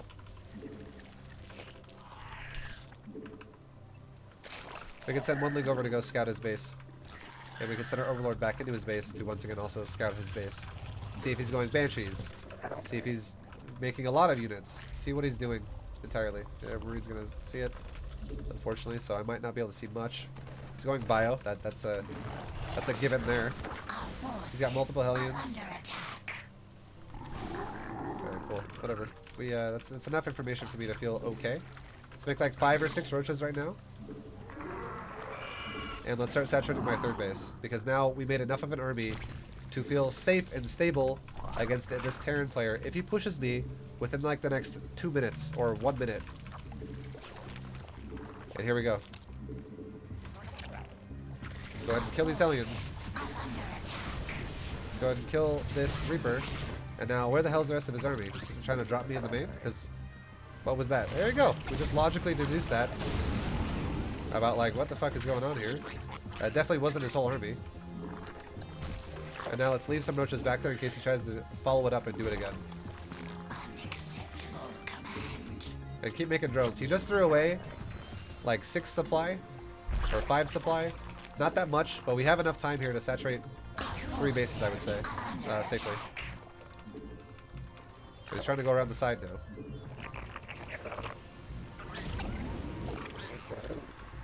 We can start another macro hatch, a banding nest, and a couple of evos. And now let's go send a Ling to his thirds. Both his potential third bases. There's a Liberator there. Let's go kill that.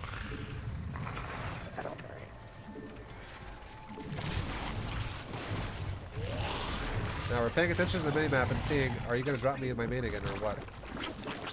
No, he's dropping me over here.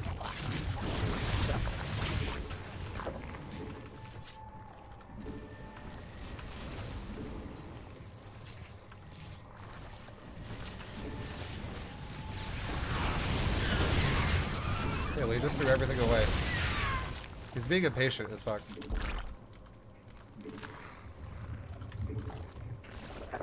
Let's go ahead and get all my gases going.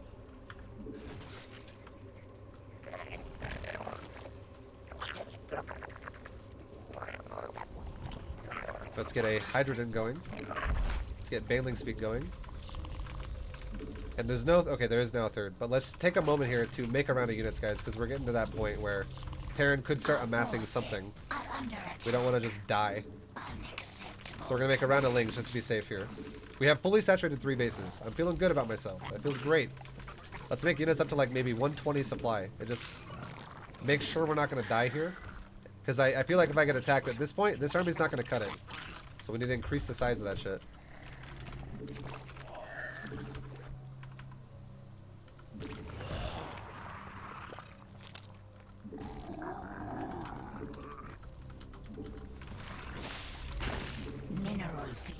We can even take another base. And there we go. Now we're at 120 supply. Let's make some Banelings. Now I feel if he attacks me, I'm 100% not gonna die. It's a good, healthy army off of the economy we just made, so I'm not feeling worried. If we're a better player and we have the APM to spare, we can go like this as well. We can grab some of it and use some of it. And be like, alright, let's try and do some little sneaky counterattacks. You don't have to do this, but you can. Okay, never mind. He's attacking me before we're ready now, so let's take a moment here to reinforce my army a little bit more. We'll just A-move our dudes here, like that, and we'll call it a day. We can grab our army and... Well, the third already died, so we'll take a different base. Oh, look what's happening to his base.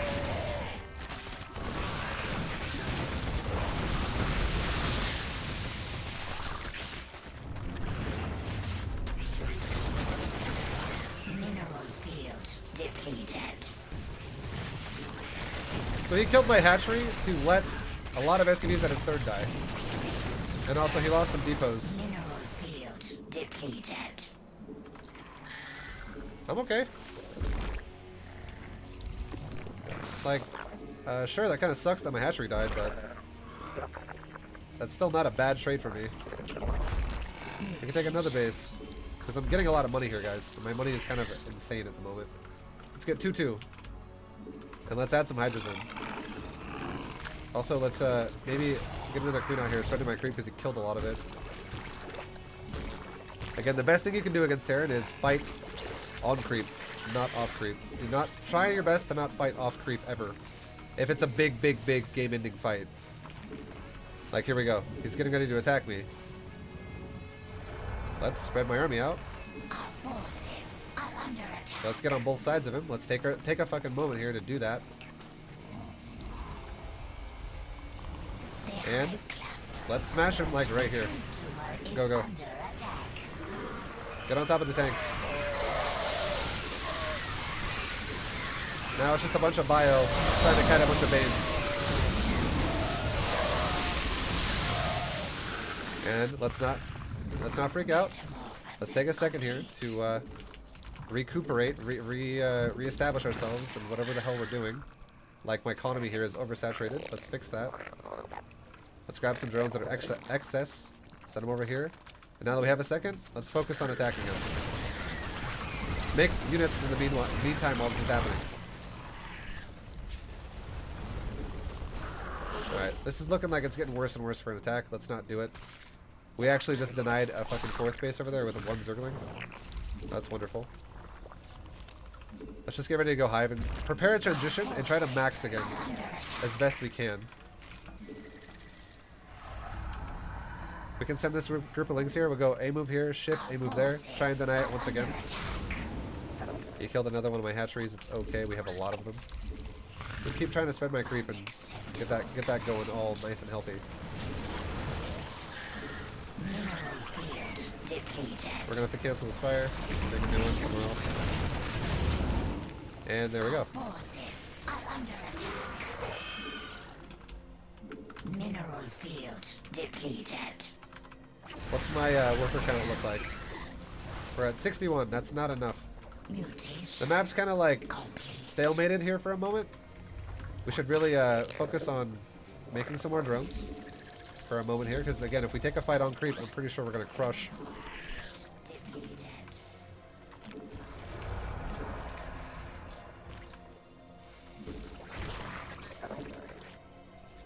Unacceptable command. Get upgrades going.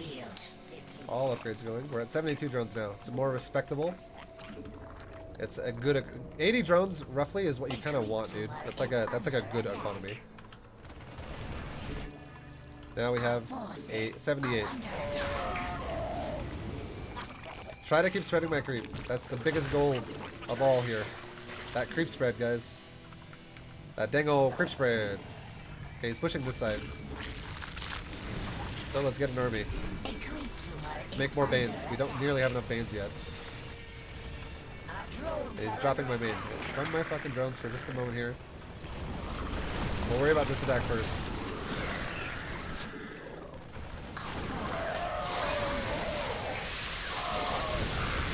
Yeah, we might actually lose this game. I didn't play fast enough. Yeah, we're done. GG. We were close to winning that game. That game was very, very, very almost there. But I do feel like there was a period of time where we weren't doing things fast enough in the mid game to allow us to have complete control of everything that was going on. Also, if we were to take anything away from this game, okay? If we were to take anything away from this game, this is what it should be. We should leave a little bit of my army in my base. Like, we're talking like 10 to 15 supply right here or somewhere. Because this guy continuously, repeatedly, over and over with these two medevacs was going drop, drop, drop, drop, drop, drop, drop, drop, drop, drop, drop, drop. He did it like fucking 6 times. So if I leave a little bit of my army, this doesn't become a problem. It does not put a timer on the game. And it doesn't make you feel like you're like, oh, I'm gonna fucking die. Oh my god, Terran's getting out of control. So if we're gonna take anything away from this game, it would be we're gonna open up the same way, but we're gonna start pacing ourselves a little bit faster. Like, we're gonna try and get with our shit done a little bit quicker now.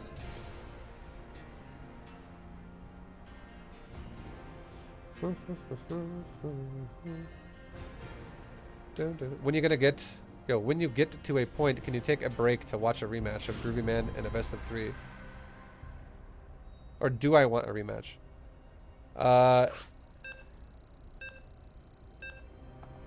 I could play it, but I'm definitely not going to stop doing this first. I'm doing... there's a chance I might not do it today. I'm going to be continuing Masters 2 to Masters 1 Zerg until I'm done. Otherwise, I have to spread it out into parts, and I don't want to do that. I don't like doing that. So, yeah. I'm down to play the show match, but I'm in no rush to do it, is my answer. But that's cool. I appreciate it. Thank you for wanting to set it up. Another time. Mr. Sassy SG.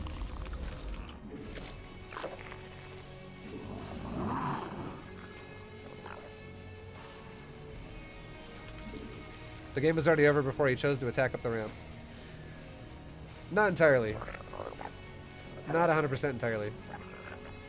The game was closer than you think. We wiped out his third mineral line pretty hard. So that's a pretty big deal. And we also denied his fourth base. That's also a big deal. It's not like the Terran was like, oh, Terran's just fucking massive lead. He's won. It's not. Not exactly. The game was a lot closer than you think.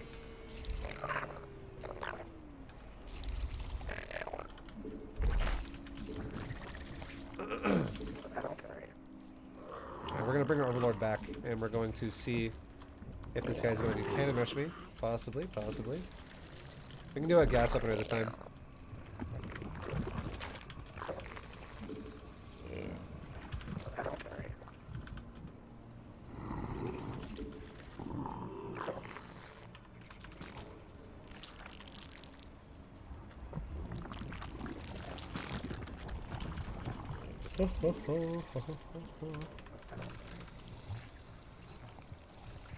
With the late spawning pool. So what if he cannon rushes you right now? I would let it happen and I would make Ravagers.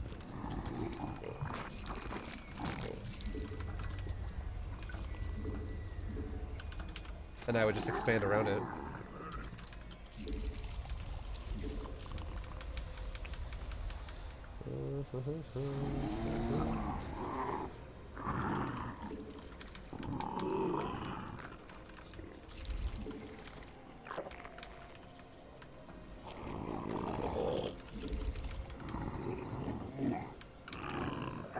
Robo, really early. Okay. Interesting. Let's make some lings now, because most likely there's an adept running at my base at the moment.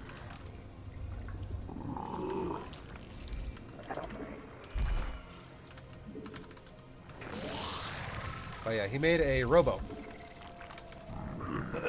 That's a very early robo. This could be for a disruptor drop. This could be for an immortal all-in.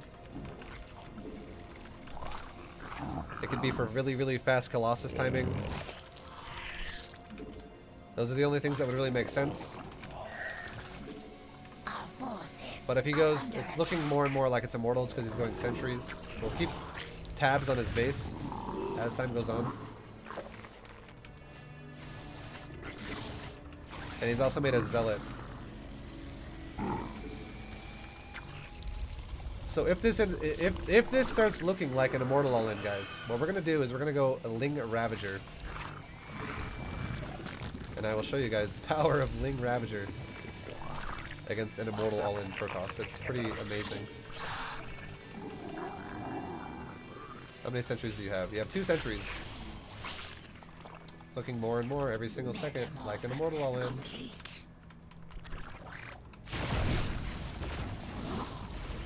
Okay, it's really looking like an Immortal all-in now. So here's what we're gonna do.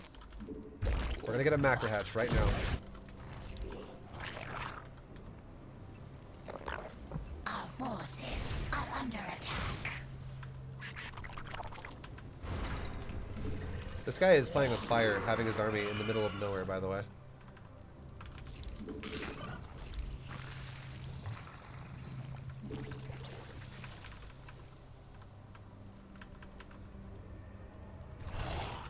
We're gonna make about 4 Ravagers. Or 5. We'll make 5. 5's actually really good. 5 Ravagers, guys.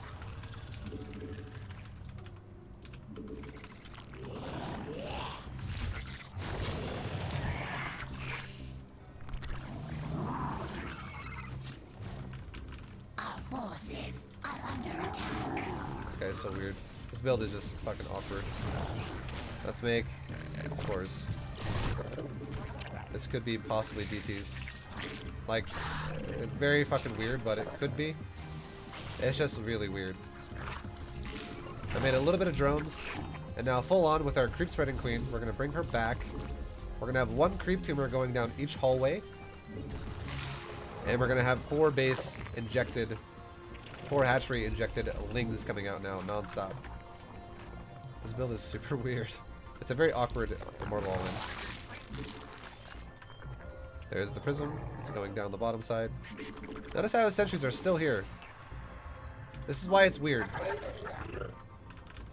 This is why I don't understand what the hell he's actually doing here, what his plan is with that one prism. And it makes me think it's DTs, because what's one prism going to really accomplish when his army is actually sitting at home turtling? It's going to kill me if it's DTs. That's what it is. Otherwise, because if I'm just sitting here on low tech units for too long. Okay, now he's moving out. So keep spreading the creep in the hallway. And the goal here, when he does push out, is he pushing or are you taking a third? Are you going for macro now? What the fuck? Let's go check and see if he's got a third. Okay. Guys, I don't even know. It's just fucking wild, dude. So here's what's gonna happen now. We're gonna make a spire, because this game is gonna turn really awkward really fast. And we're gonna use some lings to deny this. And we're gonna go poke his base right now. With our spire going down, we're gonna add on all my gases. Now for a moment of time here, right now, we have a big army. We've been amassing this army for a while now. We're gonna make drones. And we're gonna try our best here to get a nice, juicy surround. We also bile him inside of it.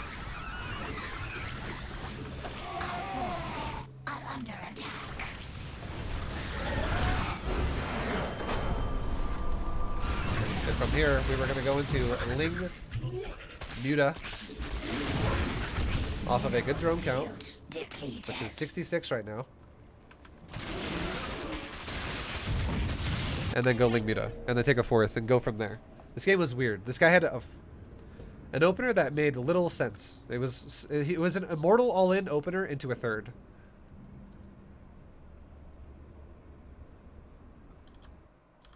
But this is what it looks like if you get a Ling surround on top of this shit. Late force fields. That fight should not have been so one-sided. Yes, it should have, and I'll tell you why. I'll tell you why.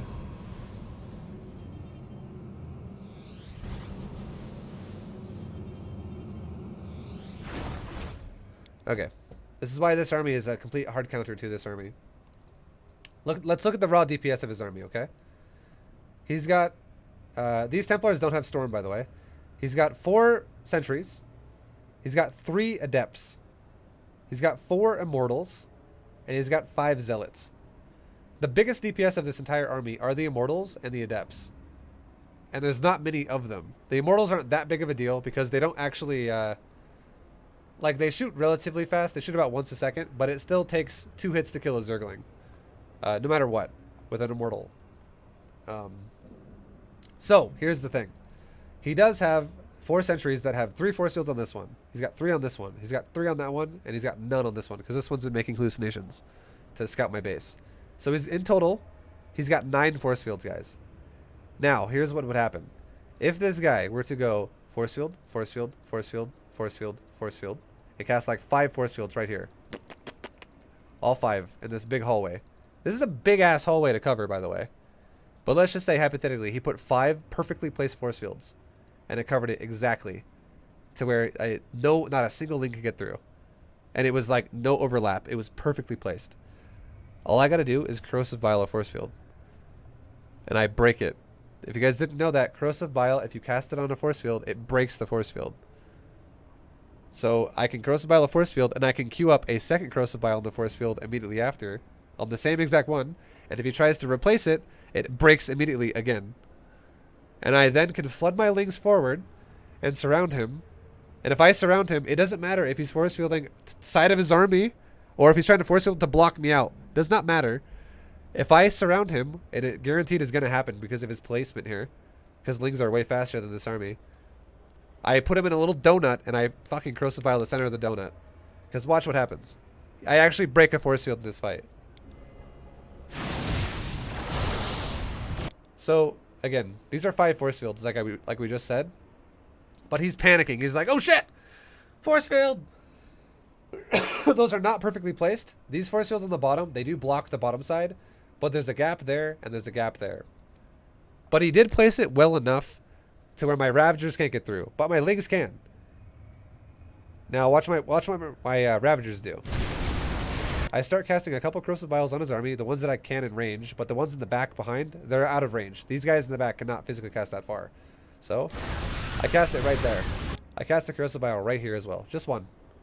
Because I have a full surround on his army now, and some of my front, like this front Ravager is able to cast Bile in the center of that. But, I break the force fields. And now I can walk forward with my Ravagers further in and get more of a concave in there to actually continuously cast Bile in there.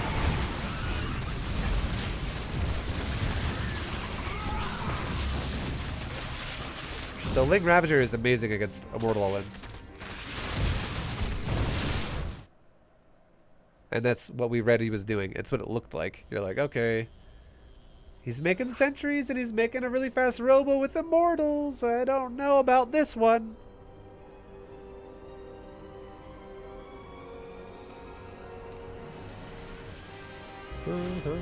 Is it not worth shift-clicking eggs to a control group? It is worth it. It depends on your unit comp, but I do that. I do it a lot personally. I shift click eggs all the time into my control group. All right, let's 12 pull this guy. I'll do a 12 pull opener this time.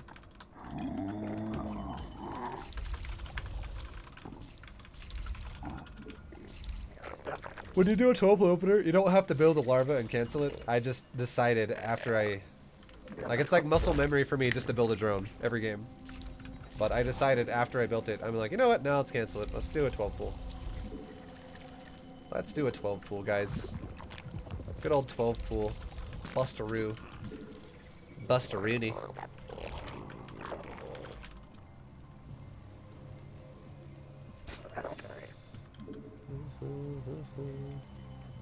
His positioning could have been much better too.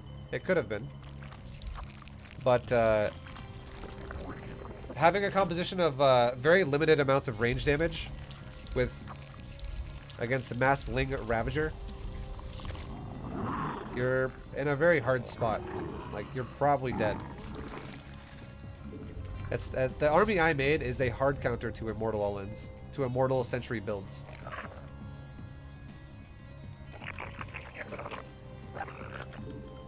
And we decided instead of defending, we instead decided to attack him when he took a third, because he wasn't all-inning me actually. He was just opening Immortal Sentry and going to expand out of it, which is very weird. No one does that because again, it has a weakness, which is Ling Ravager. It's really hard to set that up against Ling Ravager. But if we waited too long, he actually could have got to a point where he also has Archons now, and it would turn into a Archon Immortal Charge Lot build, and we could die. So we had to realize what was happening and go, okay, well, let's attack him now because he's actually going to turtle now. Anyways, let's talk about this game now. This is a 12 pool. This is hatch first for him, 12 pool for me. You can tell he went hatch first because as soon as my Lings get here, his hatchery's almost done. That's hatch first guaranteed. So now he's going to try and pull his drones to defend it. We can run around the hatchery and keep hitting it. If we can kill this hatchery, even though he pulled his drones, that's amazing. Let's kill a couple of drones on this side that are kind of isolated. So we're killing his Lings now without his drones helping. And now that his Lings are kind of dead, we can go back to this again. Attack, move. Attack, move.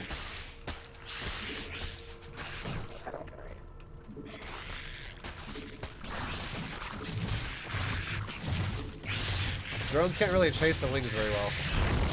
And now he lost the hatchery while pulling drones and trying to defend it, which means his economy is terrible.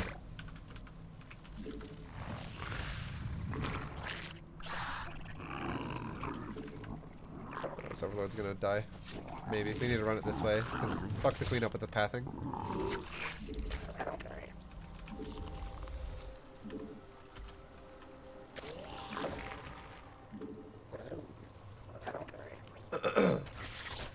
Bring our Lings back in here to guard my queen. And my queen can fight with my Lings. We'll cancel this and rebuild it. It's fine.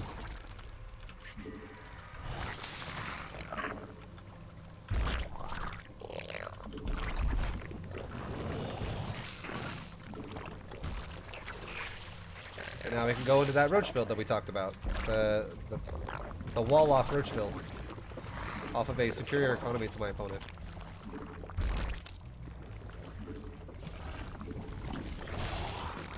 So now, this guy has choices to make. Does he want to, A, all-in me now, and try to see what happens, or does he want to instead macro out of this and see what happens? It's his choice to make. I'm the one, I've already set the ball's in his court, basically. I've already chosen what I'm doing. I 12 full economied into what I'm doing now. So my future timing is going to happen really soon. But, for him, he's choosing to all-in me. Okay, so let's go ahead and move this queen out of the way and put another Evo there. And let's get ready to plug the hole, and let's pull my queens. All my queens. Plug this motherfucking hole, guys.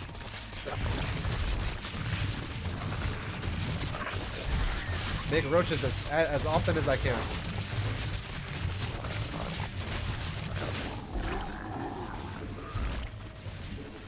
Okay, we made like 5 roaches. That's plenty. Now he's gonna pop 2 Evos at the same time. While he's running away, let's recommit to the front of the wall. And we can plug the hole again over here. And we can also plug the hole again over here.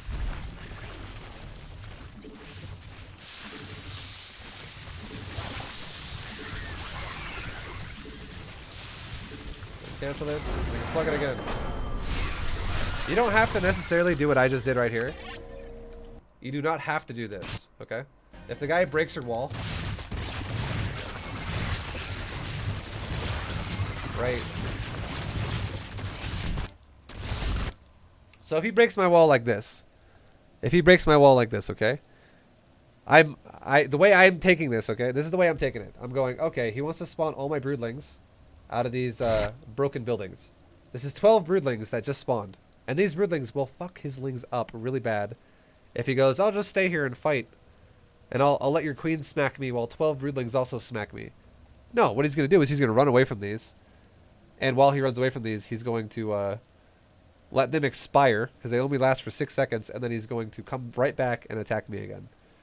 But if you really want to, if you're feeling confident, you could actually cancel your outer Evos, and you could replace the front wall. Because every time I plug the hole, I have to expand further and further back. But if I replace the front, I start it all over again.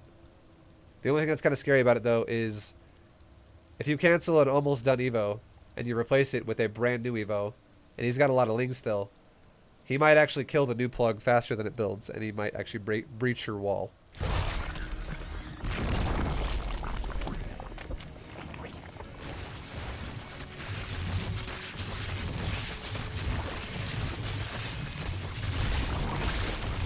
So that's more of a judgment call right there. I would say, honestly, probably don't do that.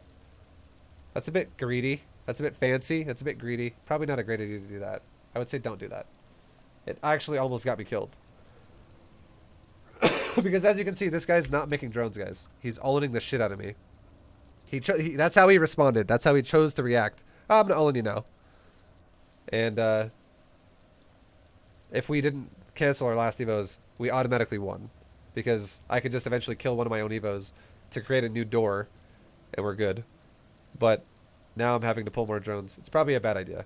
It's a little it's like too fancy. Even I shouldn't have done it right there, because it actually didn't really. What ended up really happening was I actually had to invest like 2 additional drones to replug a new hole now. That wasn't necessary. So I'd say don't do that. I was trying to just be fancy as fuck with the fact that he's gonna kite the broodlings.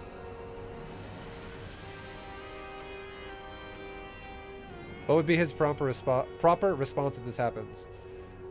Well, when you get higher level in StarCraft, the game gets decided really fast. If somebody does something aggressive, even if someone might not fully die, the game's outcome is kind of decided at that point. And I'll tell you right now, if he tries to defend his hatchery with pulling drones, and he loses the hatchery, that is a micro mistake, and he's fucked. Like, it's almost impossible to win from there, because that is awful. He invested into a early hatchery and let it die by taking his drones off mining to try and save it. That is such a bad start for that player in that game.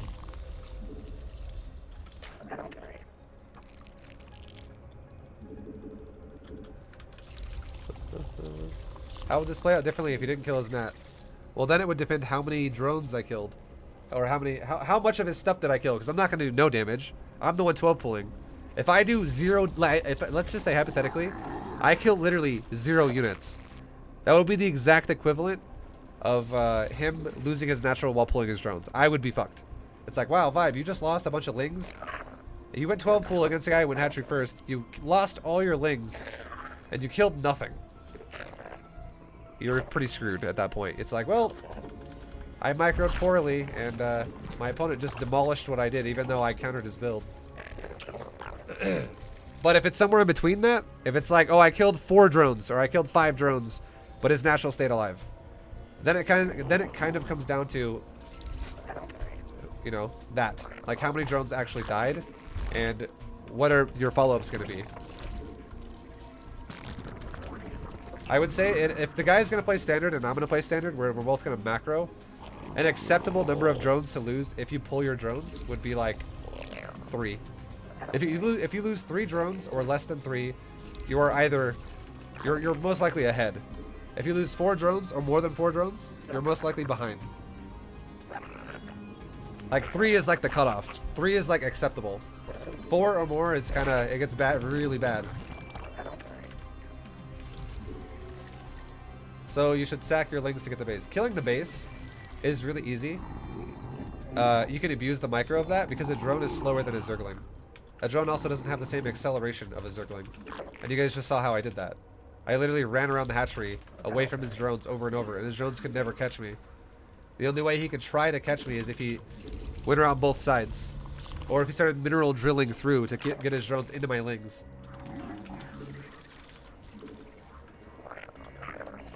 What the fuck is up with my camera? Here we go. Okay, so he's doing it again. Alrighty then. This guy's build is very weird.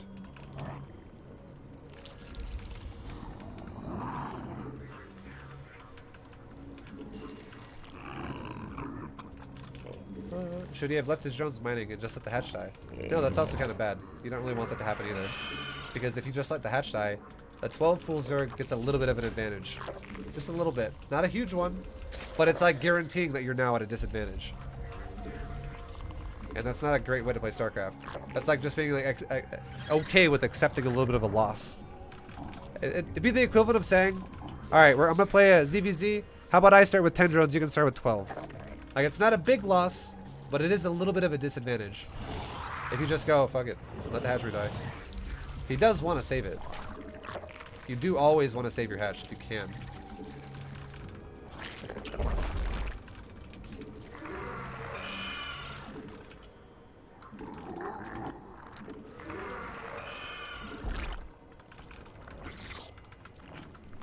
Alright, so let's once again run some lings around this guy's base.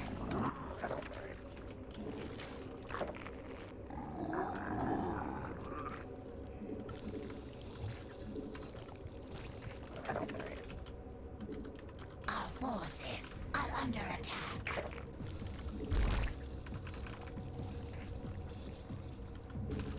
Is he pushing me fully? Are you actually pushing me? Or is this just a fake? I'm not making lings until I see him here. Okay, I'm gonna make some lings. I'm literally making like 14 lings. That's it. Because he's going to recall, guys. That's what the plan is here. He's going to recall this army. He wants me to make a lot of shit, and then overcommit to it, and then he's going to recall away. But if I kill his sentries, that's also not bad. Also, if I kill the immortal, that's really, really good. There comes the recall. So I didn't overmake lings there, because I knew what he was doing. I could read that shit.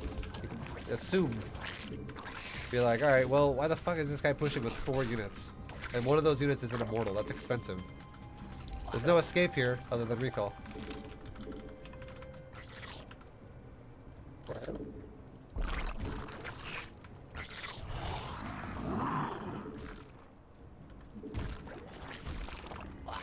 Alright, Alright, so he's got a third. Under attack. So we can go standard now in this game. We can just go for Lingbane Hydra. It's not a big deal. We'll just keep it simple. We know he's going for an expansion now. Let's just make our build something that can deal with a standard Protoss. Because he's going into Gateway units plus Immortal Archon, that whole composition. And we'll focus on microing this now. I'll focus on a proper micro of this comp. Let's make a little bit of roaches though, as well, just for now. Just because we are at that stage where if he pushes me again, and I have nothing but just a bunch of lings that are slow, I'll die. Because our build was a gasless opener. So we're going to make a little bit of roaches. And if I really, really, really have to, I can make some of these roaches into Ravagers. If this guy pushes me with sentries again.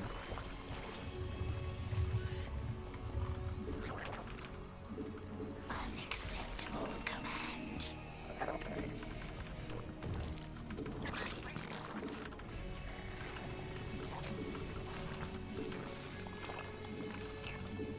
Alright, let's make some Banes. Again, now if he pushes me with Sentry Zealot, whatever, the Banes will help a lot.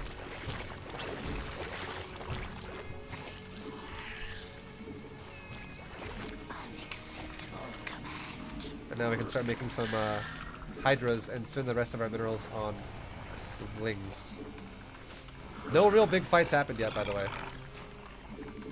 So we don't really have the ability here to be like, let me just fucking drone my ass off.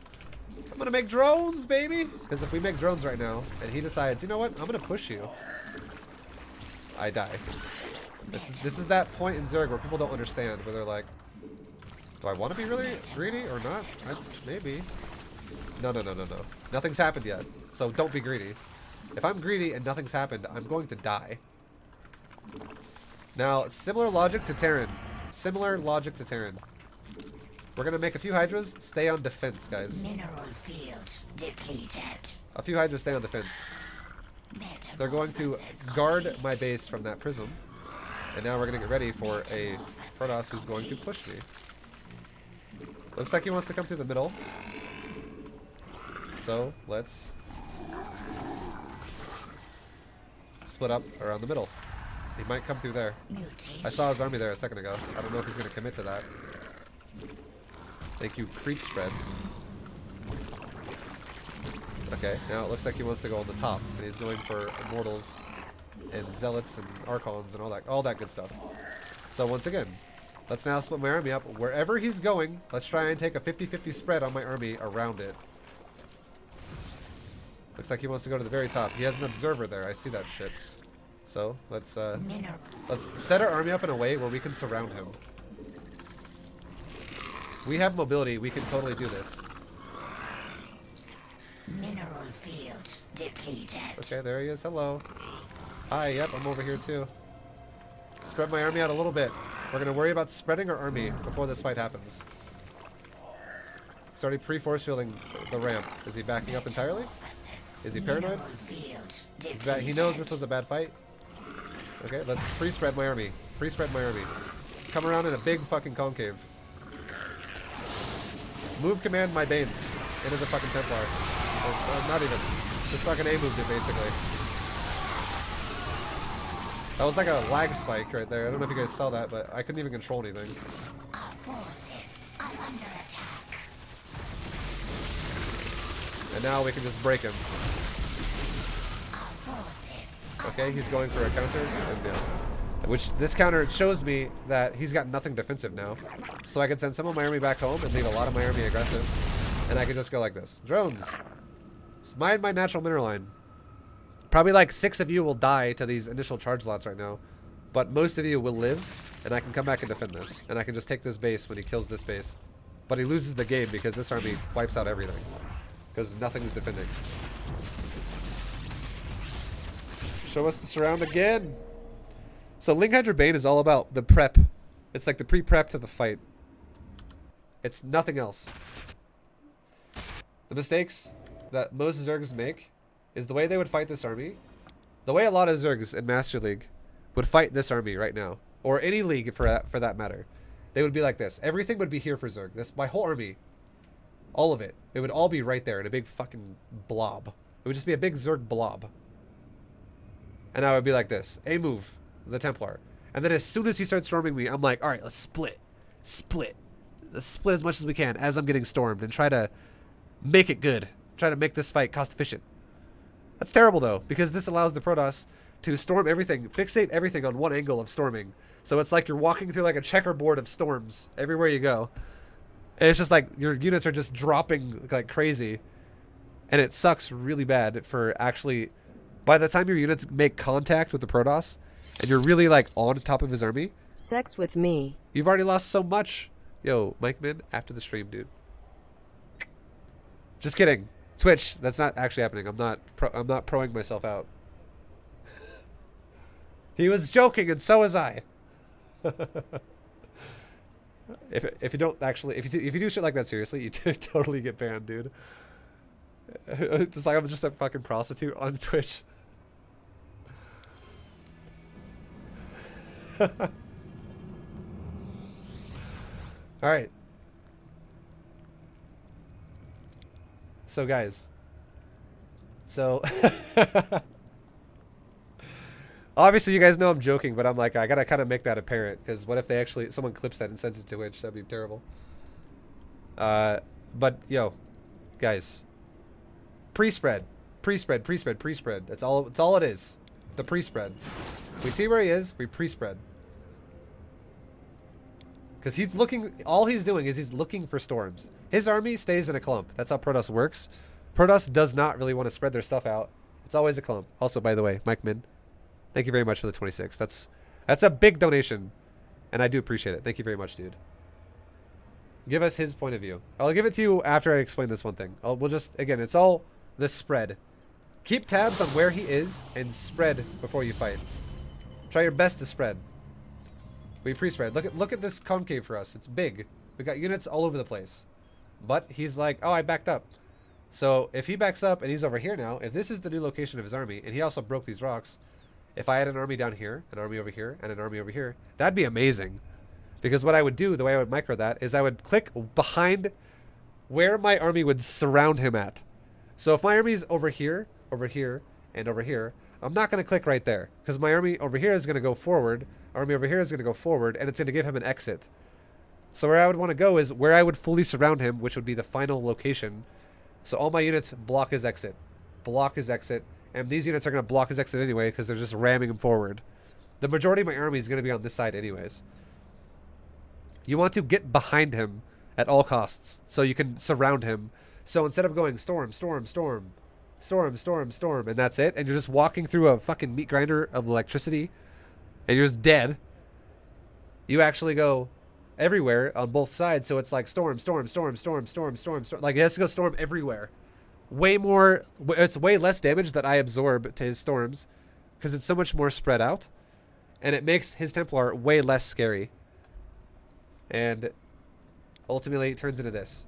We see where he is, but instead of just A-moving his army, I don't just fucking A-move him, guys. I actually tell my army up here to go this way, and I tell my army over here to go this way a little bit. So I get a nice long spread.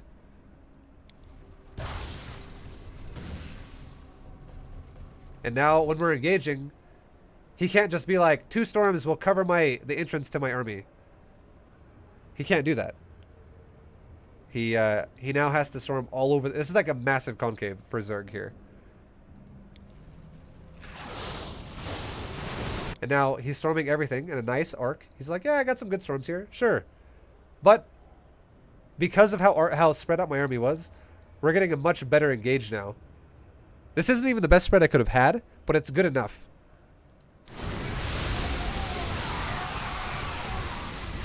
And that's the result. We have some damaged units, but it just went from a game... one more backup. This game was similar supply. We're Zerg, so we're ahead in supply. We should be. That means we macroed well. But we're still ahead in supply by a little bit.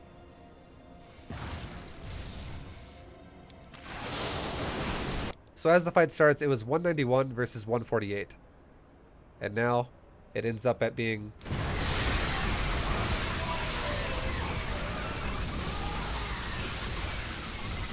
We both lost about 50 supply-ish in this fight. He lost more like 60. We lost like 50. But now we have an army that's still standing, and all he's got is literally these zealots he just warped in. This is it. That's it. In production, this guy does not have any. He's got Stargates in production now. He has no mortal. He's got a 4th base. He has no actual army to follow this up, so it's over. And then I guess for the people who wanted to see it from Protoss' perspective, this is what he looked like.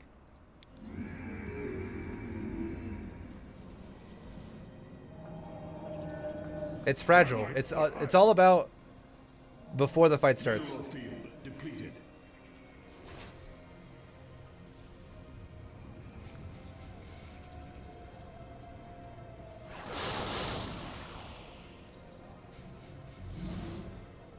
Mineral field depleted. Mineral field depleted.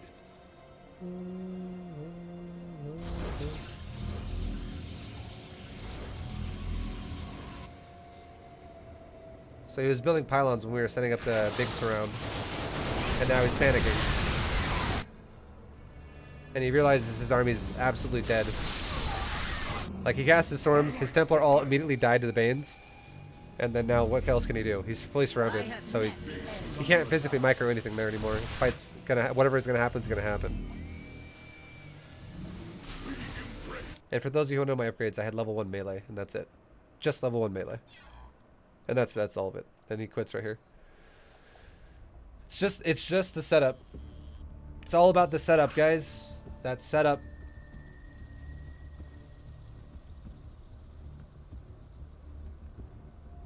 Can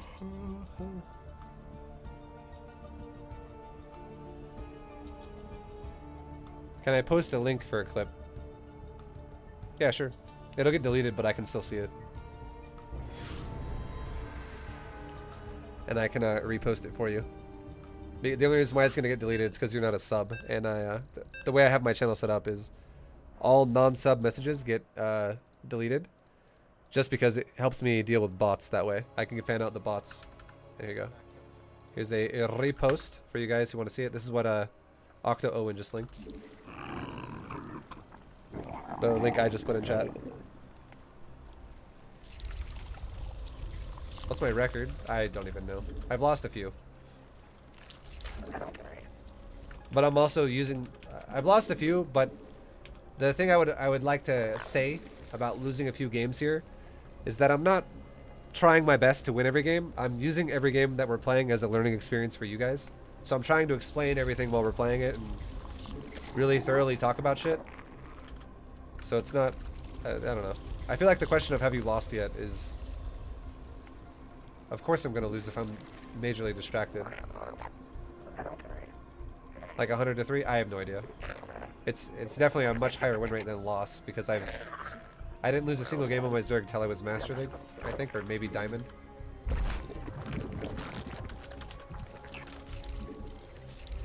But I also was not playing like a GM player in Bronze, or Gold, or Silver. I was playing very slow and very, I don't know. I don't know how to explain this. I don't want people to think I lose. Which is why I have to justify it. I'm not going as hard as I can against someone in fucking Platinum and Diamond League.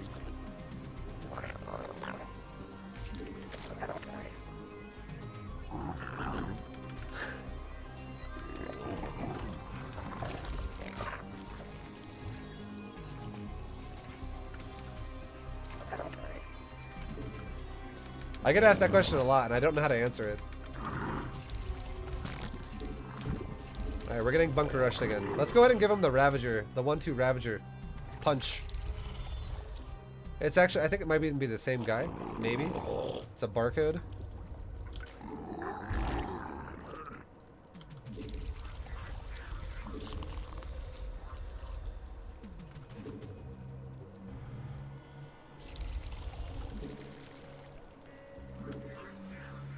Alright, we're gonna make lings out of my The hive cluster is under attack. out of my natural, so I can cover my queen. The whole point of the lings is to cover the queen. That's it. That's the only reason why I'm making them. Because I don't. What the fuck? Oh my god, Overlord, chill. Chill out, bro. I don't want this queen to die.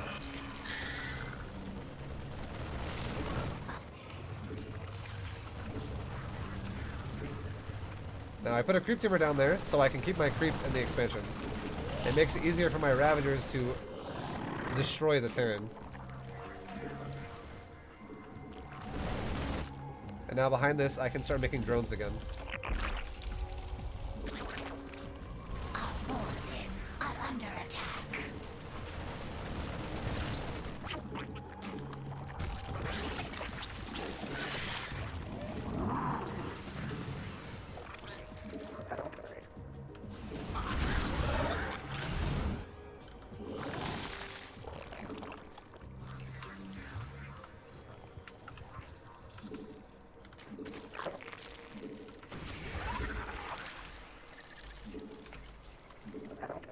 Our forces are under attack.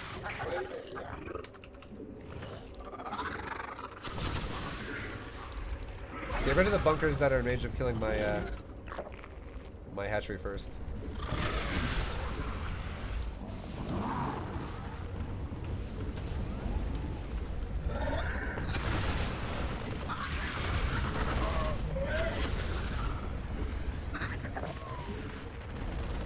Okay, we can take another hatchery. He's trying to block me with a bunker, but or a barracks, sorry. But he can't because we put creep there.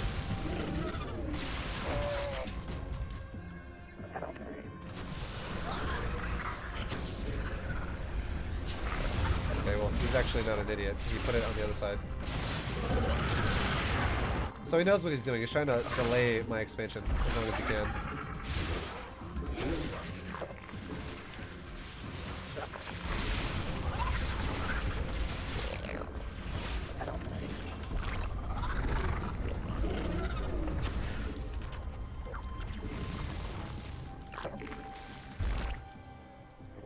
And same thing again.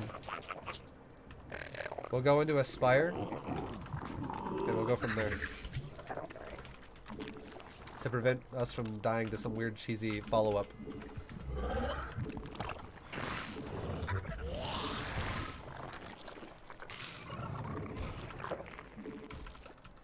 And no natural for Terran. Let's go back to his ramp right now with our Overlord aggressively over here. And let's poke his base.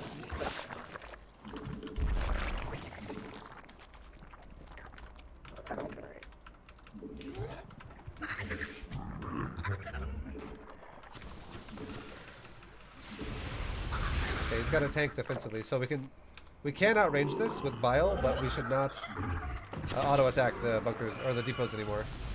So we can still do damage here. Our forces are Okay, he's gone for a faster Banshee than normal. This is like a one base Terran now.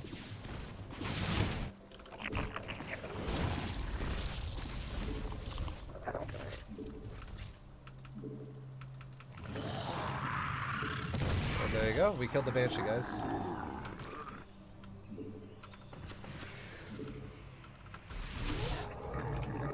We'll make a couple mitas. This time we can't make as many as 10 because this game is a little bit faster paced than last time. Because this guy's not expanding. He's actually going one base all in now. Okay, let's just back up. Don't stay anymore. Then another Banshee might come out and kill my Ravagers anyways. He moved his tank forward a little bit. He's got a Cyclone. Okay, he's going BCs. Our drones are under attack. Let's go ahead and make a second Spore in every base.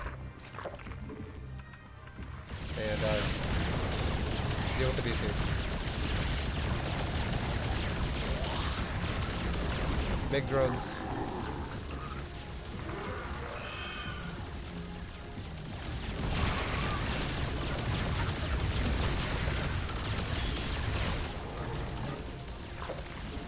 Mineral field.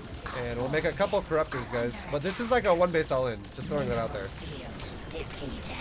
We just need to be cautious here. Just chill for a minute. I don't really feel like I'm getting pressured that hard yet. We should not feel like, oh, we're gonna die. He's the one who needs to do something with the BC, not the other way around. Let's just grab my mitas as they get weakened. Go away. You can go away. He's Yamatoing. Okay, Yamato Mita. 2 Corruptors. Go right back onto him with all of my Mitas and throw some bile down, whatever. He can't TP again yet. Okay, he probably barely fucking could. Because he TP'd to get into my base. You guys gotta keep that in mind. That shit's a cooldown. And now look what happened. One base battlecruiser rushed me, and I have 3 saturated bases now. I have three saturated bases, guys. I don't give a shit. I'm feeling pretty good about this whole situation. I don't feel at all behind. Because I did not freak out and go, oh my god, it's a BC, let's freak out and make things that don't need to be made. I have a lot of fucking money to work with now. And now if he's gonna go BCs and he's gonna do it on 1 base, let's for number 1 right now, let's make an Overseer, okay? Overseer is gonna be made. Number 2, let's scout the sides of the map with a Zergling on both sides, because I don't care about my Lings right now. Number 3, fully saturate my 3rd, take a 4th base, because I can start transferring my drones around. And number 4, scout what the hell is coming after this, with the initial Overseer we made. It's looks like bio. Our forces are under attack. It's bio. It's straight up just bio. So let's cancel roach speed and get melee. Metabolic boost. I keep saying melee. Let's get metabolic boost. And let's deal with the Terran who's going into a bio build. My god, he's so greedy.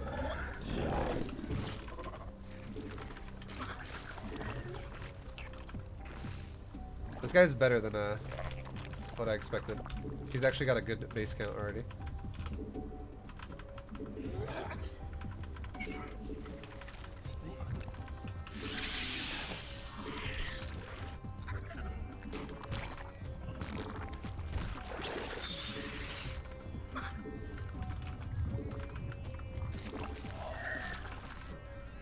We can try and get our mutas around his base and see what we can do. See what we can harass. Killed an SCV. 2 SCVs. 3 SCVs. He's hitting me with Marine Tank. Let's just chill for a second. My speed upgrades are almost done. It's like very close to being done. We'll buy some time for just a moment.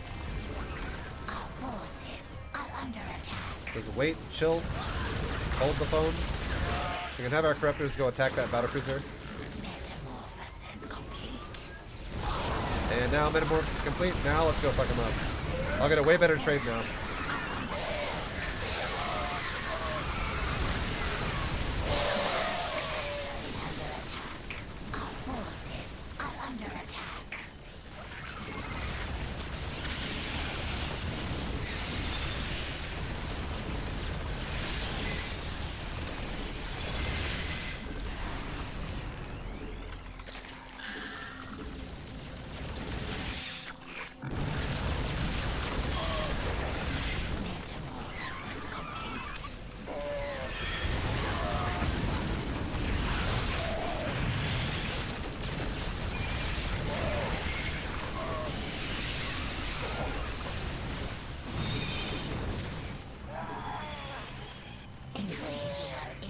We're making mutas right now, heavily. I do think Corruptors are better against BCs, but BCs aren't my primary concern here in this fight. He's got a little bit of BC stuff.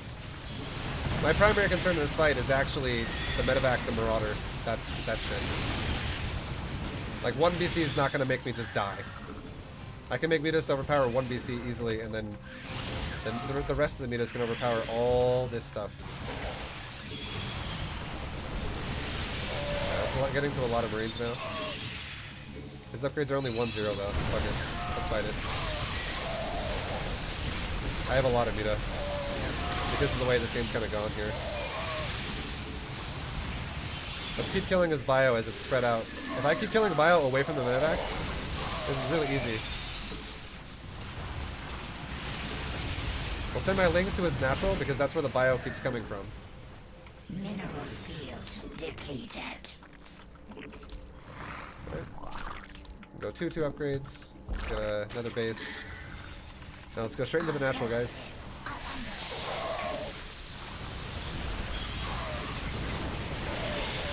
Okay, he's got a Thor.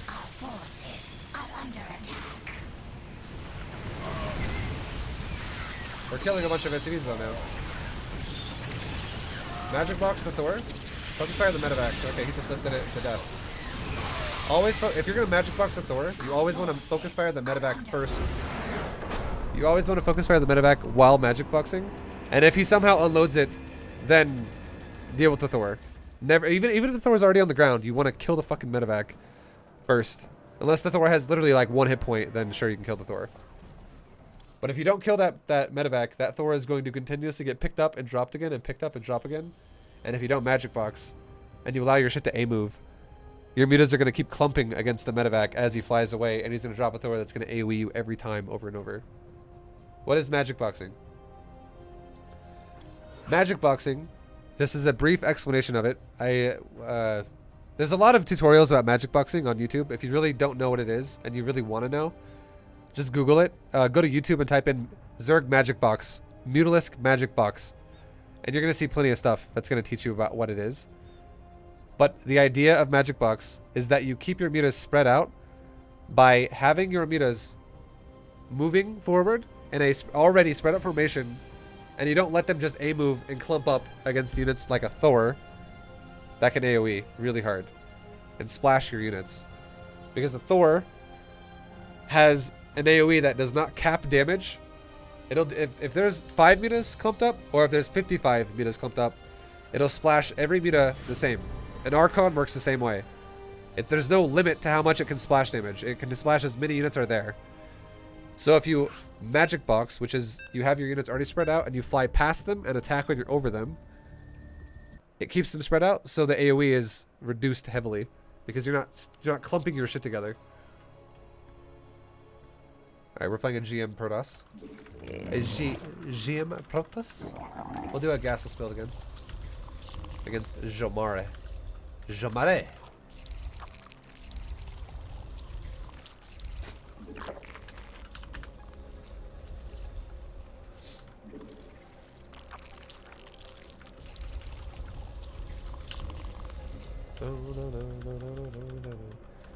In last game, the Terran went really aggressive with his build, and he was using a hybrid of a little bit of BC, whatever was left over from early game, with Marine, Marauder, Tank, Medevac. So I decided to what's it called? Go Muta Heavy, because I broke his Marine count with my first attack. Okay, my Ling Bane, my first attack broke all of his Marines, and then he still had a shitload of Medevacs left over. So those Medevacs are going to start becoming a big problem if I just keep making nothing but Zerglings. And I had a lot of gas in the bank, so I could easily also just make the mutas. And instead of, and the reason why also that I made mutas over corruptors is because it wasn't just a BC and Medevacs. It was also Marauders on the ground that had been picked up by the Medevacs to keep them alive. So there's a lot of shit there that can still beat the crap out of my hatchery and kill my drones and stuff. So mutas seemed like a good overall well-rounded choice to deal with everything. And we had enough mutas because our economy was just stronger than our opponent in general. Even though he had 3 base economy, which was actually surprising. His economy was still just not as strong as mine. The reason why is because he went for 1 base battlecruiser into 3 command centers. I went for 3 base expand right after the bunker rush. So I expanded way quicker than he did. So I had more money over time to work with. That's ultimately why I had more. Oh, yeah. Johnny! Oh my god, Johnny! Dude! We're so close, not only to 1,500 subs in total, but also to 1,600 sub points. And Johnny just gave 5 gifted subs! Oh, yeah. Oh my god, Johnny. Livy, I want you to tell me, what do you think about Johnny gifted 5 subs? How does it make you feel? If you could only describe it in 2 words, let me know right now. Oh, yeah. Me too. That's how I feel as well. Johnny, thank you so much, dude. What happens at 1,600 subs? At 1,600 sub points, we unlock more emotes, guys, and I'm really getting to that stage where I really need to contact an artist that I know who I want to contact already. and get some emotes going. Yeah.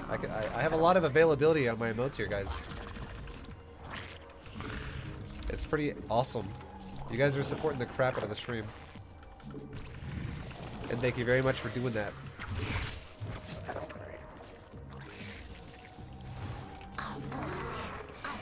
So let's get on these adepts with my units. Have my drones guard on the other side so we can block him off. Surround him. Send my drones back now because the Ling's got it under control. And we're good. We lost a few drones there. So that might have looked like advanced micro, and it kind of was, not gonna lie. But that's kind of how you gotta get, if you do this build enough, you'll get there, guys. This build requires you to micro against adepts like that. Otherwise you die. So you'll eventually get there. And Protosses that are GM are gonna be the only ones that can probably make you feel pressured as well. Whenever I do this build against Protosses that are not GM, I usually just smash their fucking units. It's nowhere near as hard. But Protosses that are GM understand micro a little bit more advanced. So it becomes a little bit more challenging to not lose a lot of drones. No, oh. Okay, so here's the stage of the game where we need to go scout a third base. Excuse me. We're 8 sub points away. Oh my god. That's so close. We're gonna stop droning now, around 4:40. My roach one should be finishing soon-ish. And I'm starting to make like 4 overlords to give me a lot of supply to make roaches with. Keep shredding creep, guys. That's very important. No third, and it's 5 minutes. Let's go ahead and prepare for a potential all-in. Let's make an overseer. Let's make roaches. And let's get roach speed.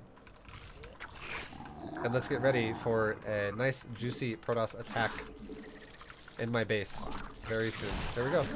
There it is. DT drop. We have overseer already. We can hold this. Oh. We also have roaches spawning now.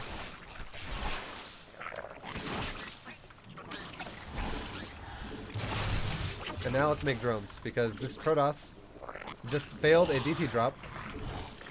And behind, yo, Chromaholic. Oh my god, dude! Another big gifted sub, splurge. Oh my god! Thank you so much, dude. Oh my god, guys. I think we're there, right? Are we there? Oh, yeah. I actually don't know. I don't remember what number I said before.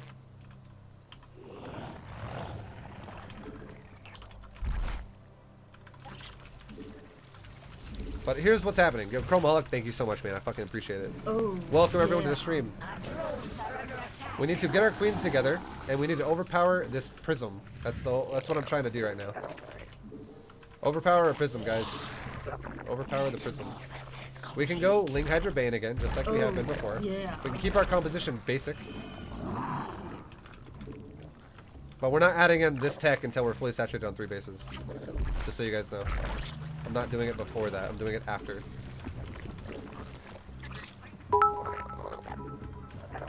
Now let's go try and kill that You've prism. been flooded with sub. You'll have a tattoo on your forehead in no time. I can't wait! Kill the prism. Kill the prism. Oh my fucking god, it lived with like 1 hit point. See, if the Protoss gets greedy and they let that happen, you could potentially just win the game right there. By being like, hey, your prism just died. Now all my tech up here is done, guys. Let's get all upgrades. Melee, and then all speed upgrades. And now we're making Hydras as much as we can. And we're making Lings with the excess. Yo, thank you for the bits as well. That one guy. That one guy X! That one guy X! Extra, extra. Thank you, dude. Unacceptable command.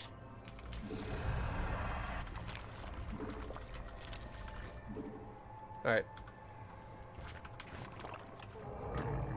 Keep spreading my creep, guys, and we can kind of go poke right now with our roaches. And let's see, does he have this third? My guess would be 100% yeah. But let's just make sure. Yep, he's also got disruptors. Okay, cool. So we're gonna have to micro now. Yeah. So instead of going to storm, he's probably going disruptors. Mineral Yo, legacy. field. Our forces Legacy! are under attack. Thank you very much for a sub, and also Chromaholic with 3 more gifted subs. Alright guys, we just broke it.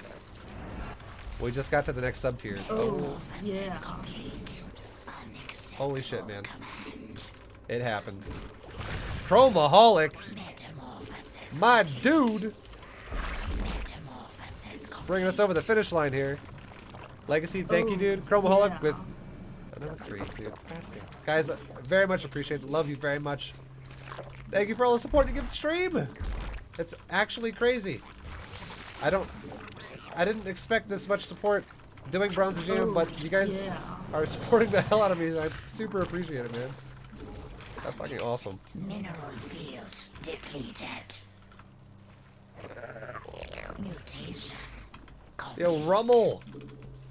Rummel! Yeah. Thank you as well, dude. Welcome to the V fam.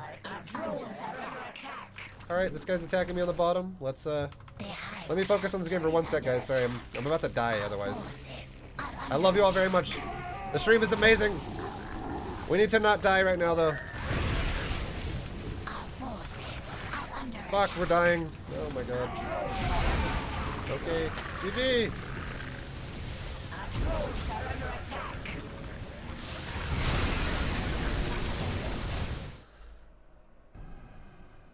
Yes! Alright, I don't give a shit. Thank you guys for the subs, man. We just broke another checkpoint. That's awesome. That's pretty crazy good. That's pretty crazy. It's pretty sweet. If you guys are wondering why, ViBE, why did you die? It's because I didn't make banelings, and I should have. If I had banelings, I could have actually fought his army because I can get rid of all the zealots immediately, and then I can actually kite around the disruptors. So we lost because of that.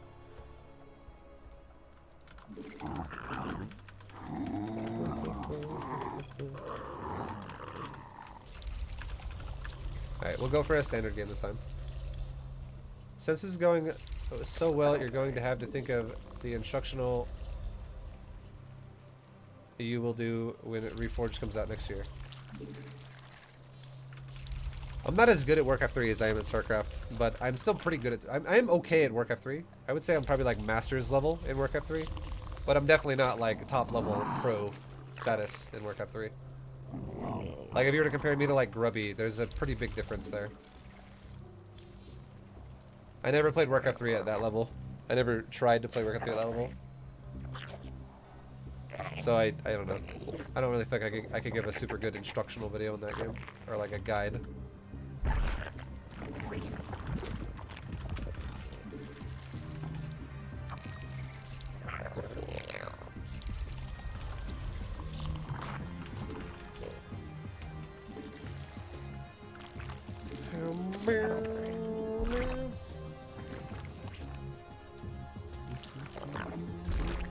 But it's not something I'm closed off to. I'm definitely open-minded about it.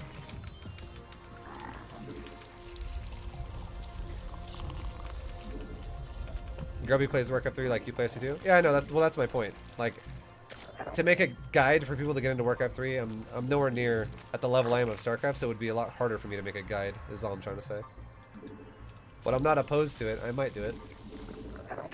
Like just a guide in general for Warcraft 3. I don't know what you'd call it. There is no bronze in GM for that game.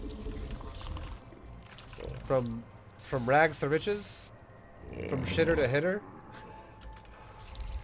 from lost to boss. I don't know. Those are all doable.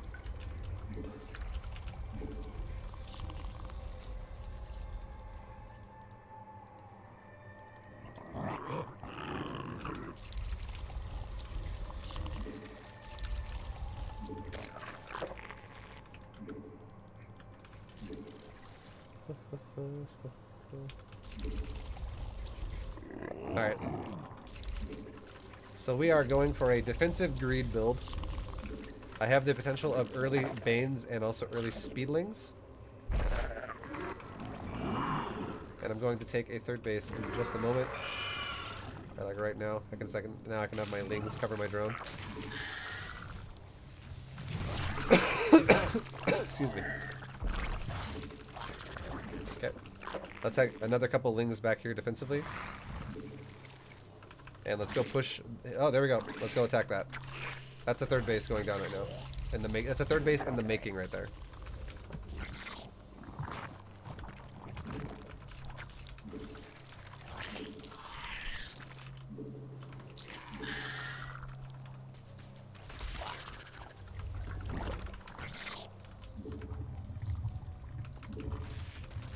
I got 4 lings on his 3 right there, so I win that fight. We fought in a weird choke point. Now, if he overmakes lings, I will be ahead. Because I am definitely not overmaking lings of my own. He's definitely overmaking lings, guys. Now we need to start reacting to this and start making lings of our own, because he's kind of going on this like mid-range all-in. It happens a lot. There's a lot of Zergs that just can't help themselves, and they always do this. So here's what we're going to do. We're going to grab our queens, we're going to drop a tumor down, and we're going to go towards my third with my queens and my banes. We're also going to start using some more lings that I'm making in the meantime to help the process here. This is why we bring the queens. It makes it harder for him to break my base.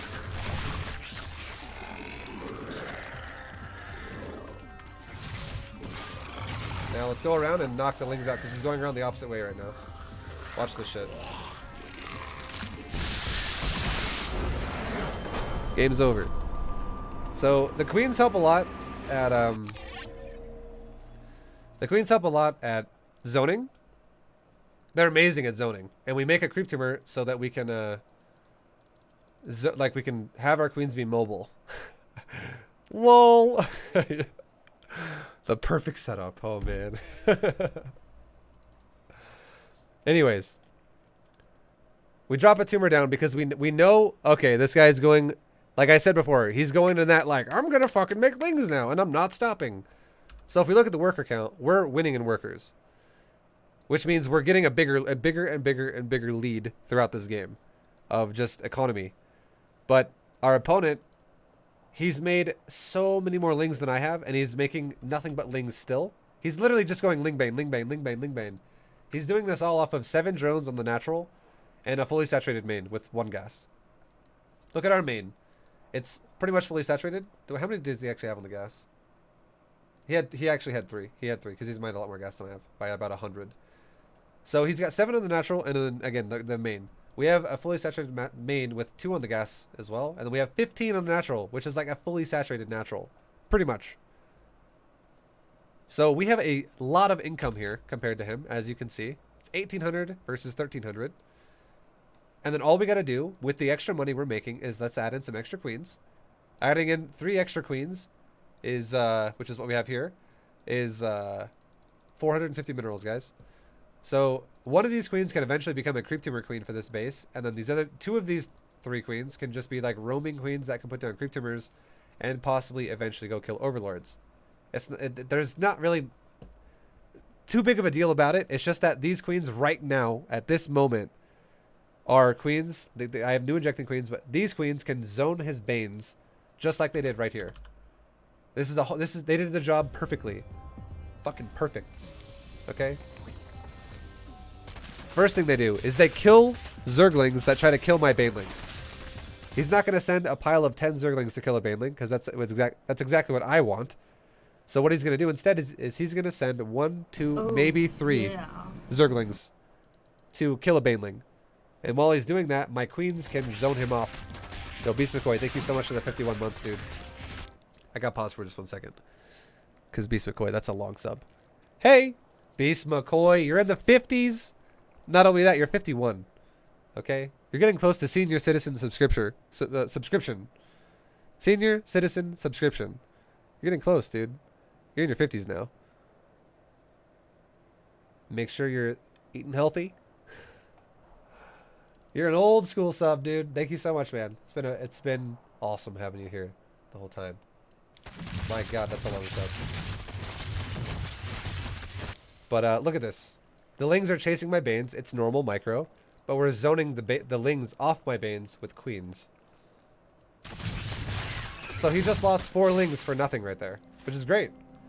And now on top of that, that's not the only job. That's only the first of 2 jobs the queens do. The second job the queens do is they just absorb the banes. If these banes never split up, I would explode them like right there. because I would get most of them, if not all of them, with my Banes.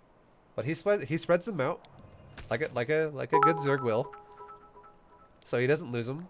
That's Alright, 1 great, second. but what's gonna happen for this whole 1500 sub thing? Drinking stream, viewer games, cheek tattoo? The possibilities are endless. I don't know, man. I don't know, man. My next sub count is 2,000. My next sub goal is 2,000, guys. All right. That's it. Okay. No, I don't know. I'm up in the air about it. All right, up in the air. I don't know how much I like drinking streams that much. I might do one. Maybe. We'll think about it. But for now, we'll keep doing this. Okay, we'll keep doing this. We'll think about it. I'm thinking, dude. I'm thinking. I'm a pretty nice guy. I give in to a lot of peer pressure. I'm thinking. Anyways, so he spreads his Banes. But yo, thank you for the bits. And Infinite Tech, thank you for the sub. Welcome to the stream, my dude. You just hit 1,500. Number 1,500. Damn. Welcome. Thank you so much, my dude. Back to this. Fucking love you guys. Thank you so much for the support. These queens are just zoning Banes like a boss. Like, those Banes did nothing. These queens are great. And all we did was we saw his lings go like this. They ran this way. Which makes you assume, oh, he's going to run his lings around to my natural now because he thinks my queens are out of position. That's what he was thinking. Guys, that's what he was thinking. And we said that before he did it, and I went, guys, look, let's zone him with Banes now. Watch this. And this is what his vision was, okay? Watch his vision now. He's like, oh, no, queens are here. Banes are here. I got this. I'm going to go around this way, baby. And kablamo!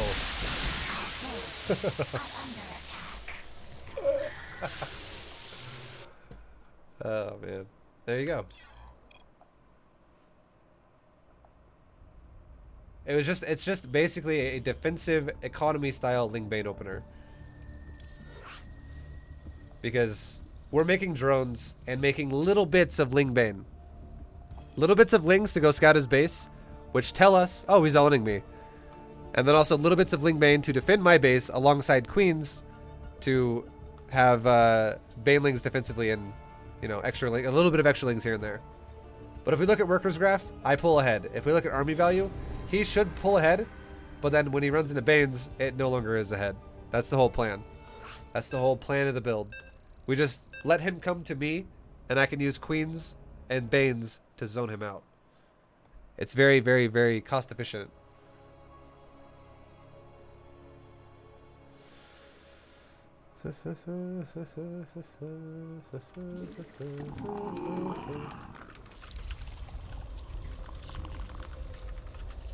Bedtime for me. Thanks for the stream and those sweet Bane hits to dream of the rest of the night. Yo, Infinite Tech. Thank you, dude. I appreciate you hitting me up with a sub before you're out of here. Have a good sleep, dude. And yeah, man. Thank you so much. It's fucking awesome.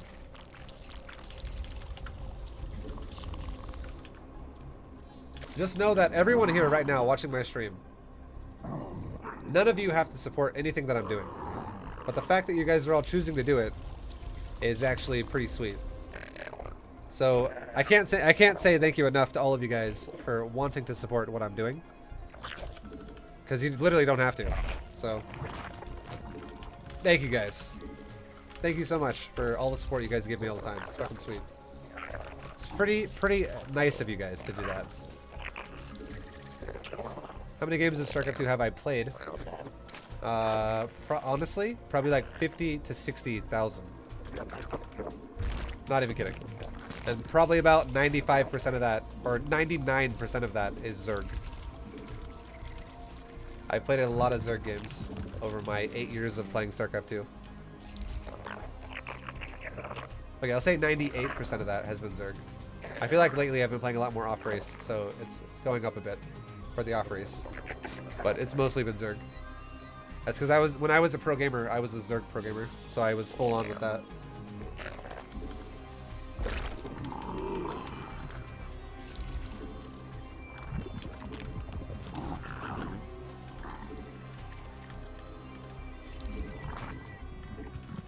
Alright, so So we're doing the gasless build again. This build is sweet, by the way. Anyone out there who's like doubting the ZVP right now, you're like, I don't know what to do in this matchup. Oh, Zerg sucks. Dude, this opener is so sweet. This is going to be the hardest thing you're going to have to fight against right now. This. Double chrono boosted gateways. This is the hardest thing you have to fight against with a gasless 3 base opener. Because this could potentially do a lot of damage. But here's how you deal with it. This is how you deal with it. You guys ready? Spread your overlords out a little bit around your base. And with your first 2 queens, creep tumors. Yo, Joro 550, thank you very much for the sub. Welcome to the VFam, my dude. Joro. Our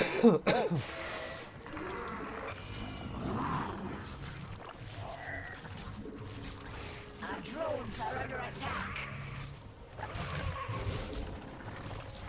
Now we have enough lings to defend this. We made like 10. Forces are under A attack. couple of them have died already, but it's okay.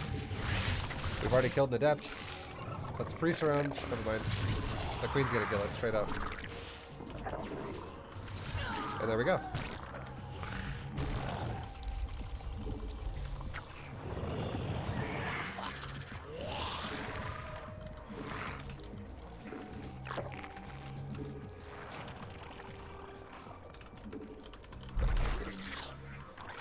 Alright, so we killed my Overlord, unfortunately. Let's try and go scout his base again, and let's see if this guy is going to 1 base all in me at this point, or what. Like, what's he gonna do from here? The more, okay, he's sending 2 more adepts. More lings right now. It's another round of adepts, guys. More lings immediately. And the more creep I get, the easier this is to defend. Our forces are under attack. I canceled the creep tumor, so it didn't die. Now look at him, he's over here in my main.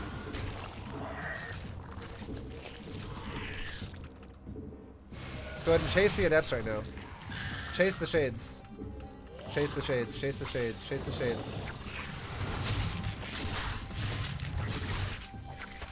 The more creep I have, the easier it is, because my lings actually run adepts down on creep. And there's some dead adepts right there. The last adept, it did die. And now he has a natural. So let's prepare for the possibility of DTs, because I've been talking a lot and I kind of delayed my gas more than I should have. That's why my money is also so high. I'm going to just make some spore crawlers, because now my Overseer is going to be way too fucking late. In case he does go DTs. If that happened. I would never have an Overseer in time. So we'll play the odds here, and maybe he runs into spores instead. Or maybe I don't need spores at all. And that's whatever. I still have an economy lead even if I make spores, even though I don't need them. Guaranteed. And from here now, let's make roaches. We have a very high supply already, guys, compared to what the Protoss probably has. It's an Oracle! So, hey, spores worked out, guys! Spores worked out beautifully. And now, hold on. Now that he went Stargate, instead of making a bunch of roaches now, why do we need to make a bunch of roaches? We can make some roaches. We're talking like 6 to 8. We'll make 6. It's fine. And now let's go back to droning, and let's fully saturate. Because at worst, what'll happen now, if he made a Stargate, is a little tiny poke. A little tiny pressure of his gateways. Because now he made a Stargate and not mass gates. So I'm feeling just fine to defend myself with a little bit of roaches instead of a lot of roaches. Keep spreading creep. The more creep I get, the easier this whole game is to understand as to where the Protoss is. Oh my god, that thing was like a hit from death. That thing was just about to die.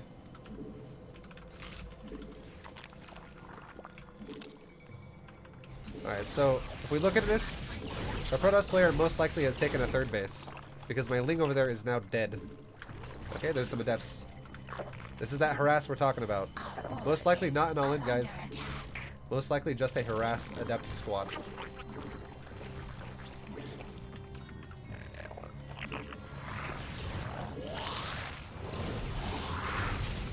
Look at the harassed adept squad. We can now make more roaches as he's here.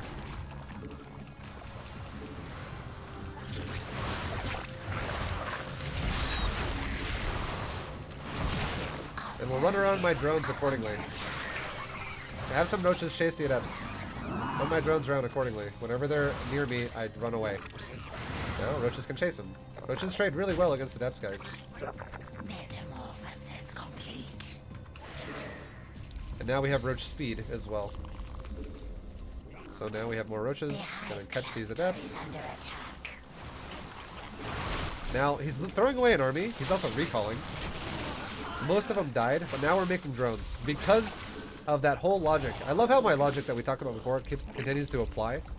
That's why I like referencing it so much. For things we talked about previously, he went for a harass-based attack right there. So what did we do to respond to it? We made enough units to defend it, and then we droned. We droned before it's even dead because we know it's a harass-based attack. It's not designed to kill me, it's just designed to kill workers. Now if you look at my worker count, I have 83 already. 83! Now we can go poke his base with our roaches, and from here we can go into Ling Bane Hydra. Our forces are under attack.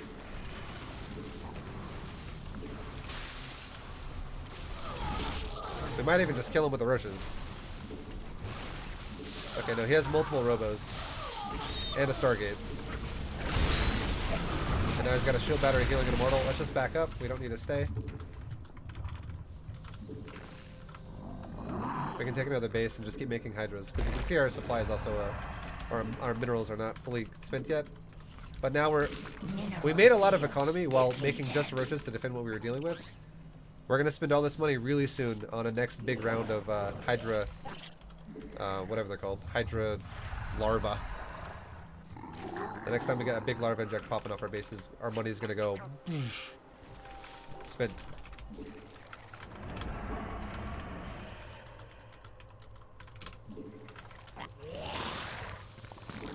Unacceptable command. Now the goal here is we want to have like 24 Hydras, roughly. 24 Hydras is like a great number against Terran and Protoss. And behind this we can go into a Spire and a Infestation Pit, and we can go into Hive Tech Brood Lords or something else eventually. Forces are under attack. Now we can set up to go do a big timing right now. We're about to be maxed. Our forces are under attack. Our forces are under attack. Alright, it's still flying around, whatever. My creep sword's looking pretty good. We're still prioritizing it quite a bit. And now let's go attack. We're maxed out with this attack. And here we go. Behind this, let's go into a hive and do not stop injecting. Don't neglect that shit. And we have a Protoss trying to be greedy and take another base. Bandling speed's about to be finished. Let's do the same thing we talked about before. Let's get a good concave against this Protoss player. Where is he? He's right there. Let's move this back. Just try our best to wrap our army around everywhere we can. But don't just throw shit away. Okay, he's right here. Okay, well, he's engaging that army a little early. Whatever. Didn't go as well as I would have liked, but it's okay. We still got an okay fight. It's kind of harder to spread your army in his fucking base, but Forces yeah, are under attack. you get the point. The idea was fair. We're just spreading army around. Our Keep forces injecting. are under attack. And we can do it again. Make another round of Banes. Because we didn't really lose many of our Hydras, guys. But we did lose a lot of Ling Bane. So the Ling Bane should be the primary focus of what we remake. And we don't just sacrifice all of our Hydras now while the Lings are dead. So that's like the lull in the fight there. A little bit of a wait period. The lull. Unacceptable. Do another round of creep really fast. The hive cluster is under attack. Okay, let's deal with this. This guy likes to go for DT counters, and a lot of it. Here's something cool. We can blow some Banes up on it. There's too many spread out. It's whatever. The hive cluster is under attack. Okay, we'll rebuild this. Throw some spines and spores at it. Whatever. Our forces are under attack.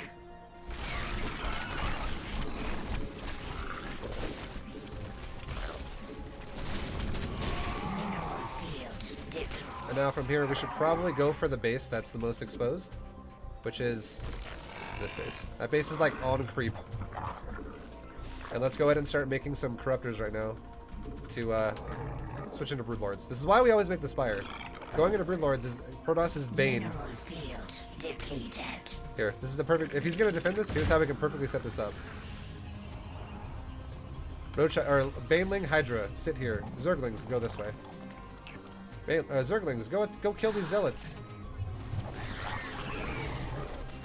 Zerglings, continue forward. Go kill his base. Now, with my one group, I'm going to watch the minimap and I'm going to attack his base if I have to, or if I see him move away.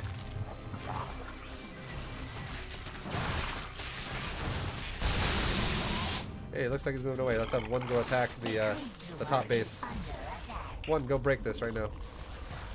This has broken this. Let's get in here and attack. Let's pay attention to this now. He actually backed up to defend it. So let's back up. Let's make... Oh god, what the fuck is the rally? Let's make Glings again. Because we didn't really lose the Hydras for the most part. So we can back up the Hydras. These Lings are doing some serious fucking damage. And now, finally, we can get our drones out of here for a moment. So they don't all just die. The storm and stuff. But now we have broodlords, guys. The game just got a whole lot scarier for Protoss. Now I can send these guys right back forward again.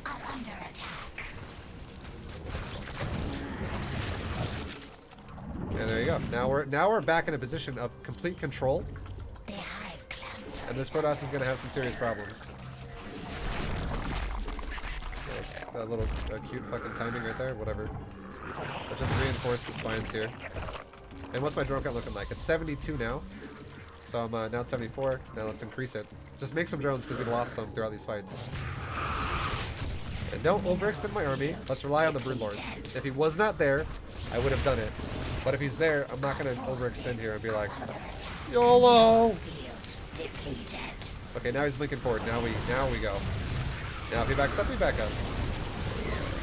We don't want to run into a storm or an Archon. Keep my broodlords max range. Go ahead, go in again right now. Okay, he's backing up.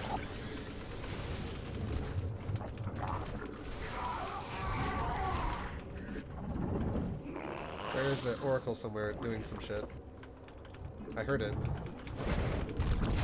Okay, yeah, again, he's YOLOing the stalkers, so attack him with everything.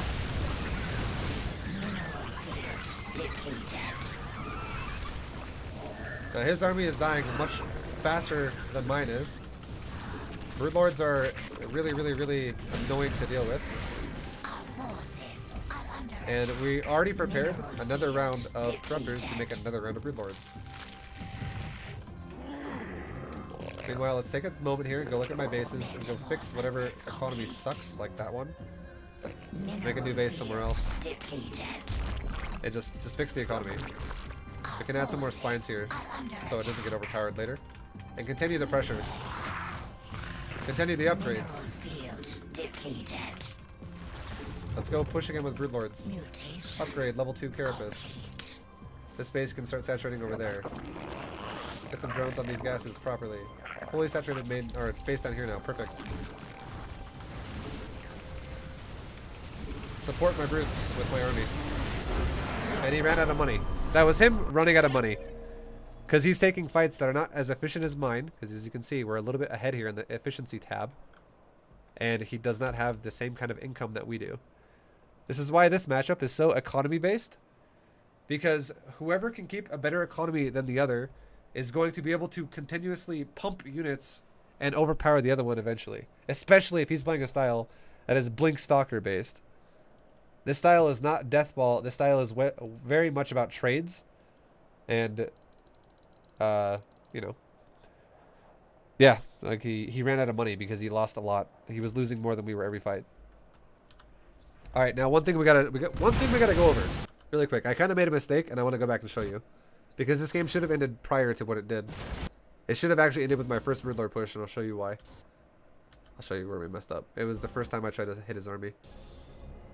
It was right here. Look at his supply and look at my supply. Or no. This was after the fight. Those DTs, it was here. Same thing again. Look at my supply, look at his supply. I can see this base, by the way. This should have been where we killed, what we killed. This right here. We should have actually knocked this out. Because I let an undefended base go up, basically. So what we should have done is we should have had some of our army like over here, some of our army over here, and some of our army over here, and we should have initiated a fight right there. Baited him in to defend this base. If he cancels it, he cancels it. And then we can go about our day about how we try to set up a fight. But if he wants to try and defend this base, we can allow him to come in and commit to the creep here and just fucking smash his army in 3 different directions right there. So this was a mistake to let that go up. That was a big mistake. Because if we cancel this Nexus, he literally can't rebuild it because we have creep here now. The creep is on the Nexus. This, trying to set up a fight here was kind of silly. It was whatever. We like try to make this over technical.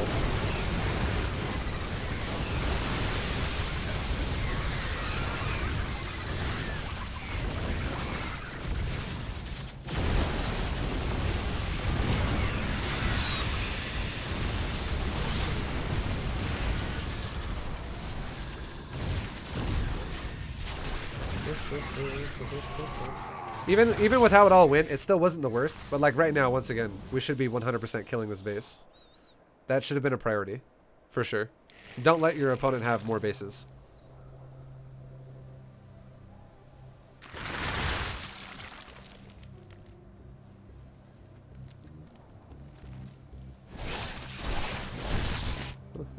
Anyways, you guys know the rest. We were all there.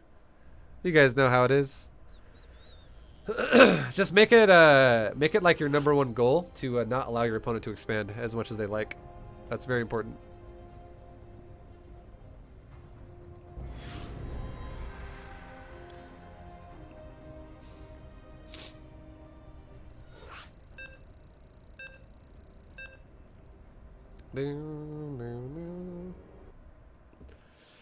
What upgrades do you get versus Hellion Cyclone? Melee. That's it.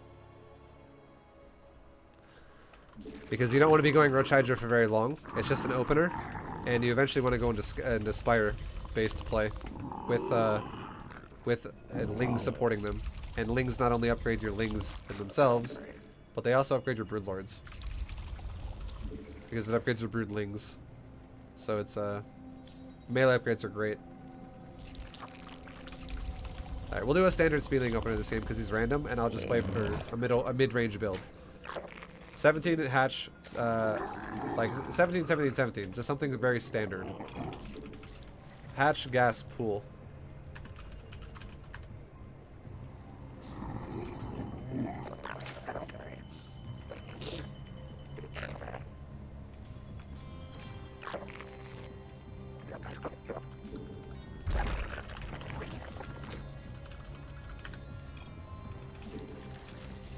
I knew he was going to ask me a question like that, so I already prefaced it.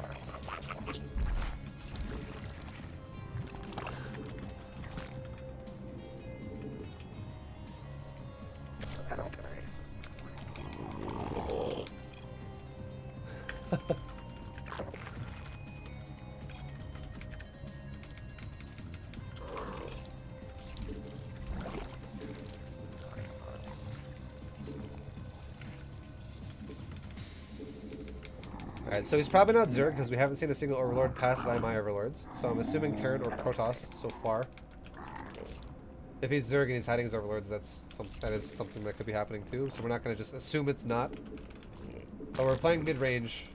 Okay, it's a Terran. There you go. Boom. We now see an SCD. So our mid-range build works great because I love opening Speedlings against Terran. I can open up Speedlings against any race, but now I feel really good about it because it works really, really, really good. You forgot your pool. Okay, now I don't feel so good anymore. What the fuck? How did I forget my pool? Oh my god. Now I feel bad. Okay, we're gonna make lemonade out of lemons right now, guys. We're gonna go for double Evo chamber no matter what here. No matter what his build is, we're gonna go Evo upgrades and make drones. This is the only thing I can do that's gonna make sense. Oh my god.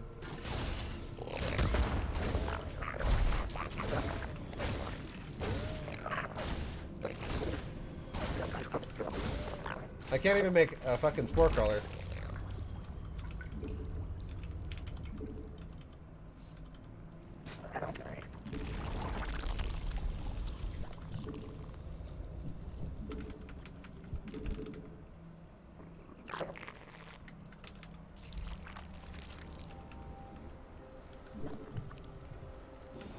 Okay.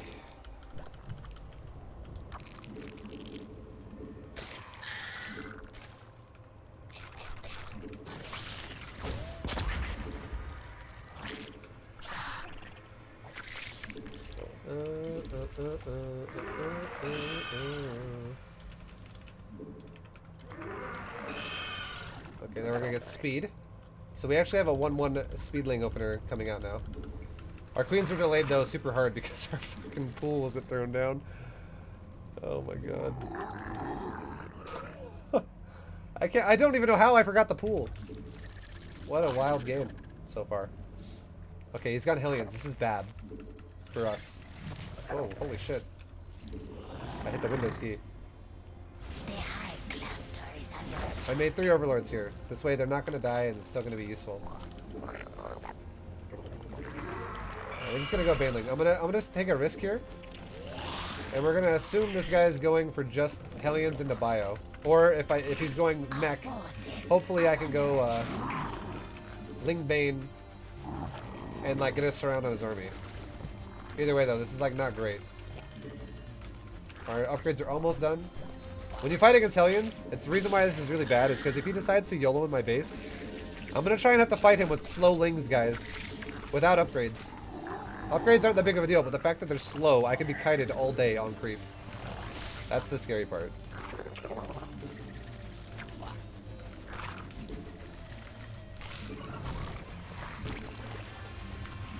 Cancel the creep timber. Okay, we got speed now. So now let's try and get a nice juicy surround on his army. Run half my army up and around. Okay, we got a surround on him. Because he's on, you can get an easy surround on creep. So he actually went for a weird timing, which worked out in my favor because it allowed 1-1 to be effective. And now we have a counter Bane timing, which is going to be very scary for him to have to deal with.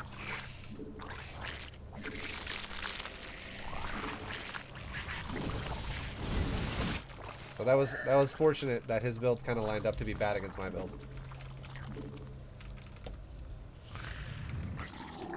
And we're gonna bust his base now.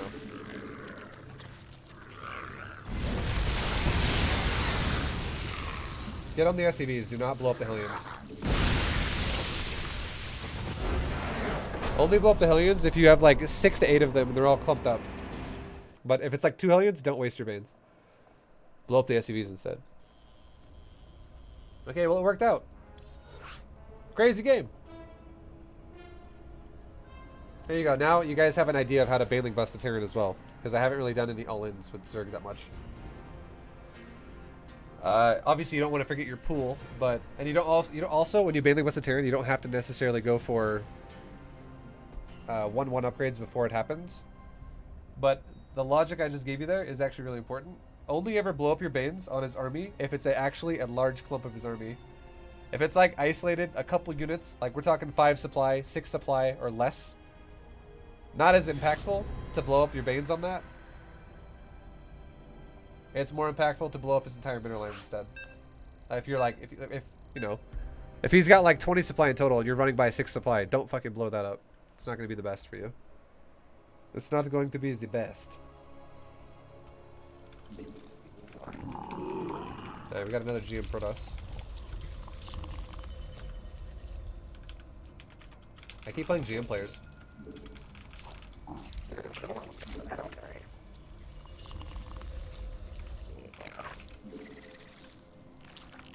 Yo, dude, you're inspiring me to start playing SC2 again. Thanks! Good stuff! Get on it! Get in there! Get some ladder points. I think Dark did that same opening at BlizzCon. Hell yeah. Hell yeah, dude.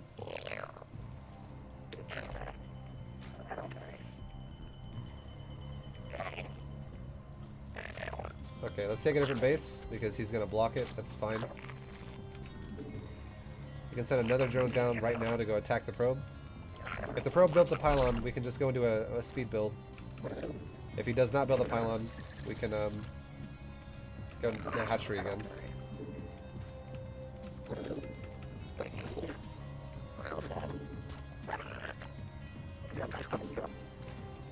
So we're going to chase him for a second, now we can run back. So if he chases me, I'll have 300 minerals by the time the hatchery is ready. That's why it's kind of a good thing to chase the probe sometimes a little bit further away, even though you want to take the expansion. Don't show him you want to take the expansion as much, because he wants to also scout your main and be like, did you make a pool to react to this or not? So if you show him right when he starts leaving that you're like, I'm going to go back and build it, and you only have like 200 minerals, he'll just come back and start blocking it again because you just revealed your hand too soon. And you're like, oh, I want to expand. And he's blocking it again. Oh, man. And when you get to GM, shit like that actually applies. Like people start I've really understanding been that. enjoying this entire series and I'm playing SC2 again. Keep it up. I like how the keep it up always sounds like a question. Yo, huge. Thank you very much for the 5, dude. I'm glad you liked the series, and welcome back to StarCraft, dude. Welcome back.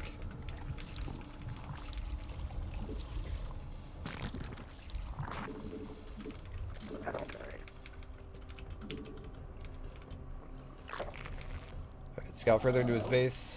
We can go ahead and make like 6 lings right now. That way if an adept shows up, we can deal with it. This is a gasless build again, guys. This build is the shit. He's gone Stargate, so now we can take a really greedy opener now. Because now that Stargate means that he's going to play a macro game, at least in the beginning. Run my drones away that get hit. My queens are almost out. More lings are coming to help. I can make like 2 more lings because now he might go from 1 adept to 2 adepts. Okay, let's see what Stargate unity he's making. He's making an Oracle first. So, if it's an Oracle first, because you can tell what's building in the Stargate, you can see the outline of the unit, we make spores now. Like spores earlier than normal. I would actually delay my spores a little bit longer if it was a Phoenix. But since it's an Oracle, we need spores immediately.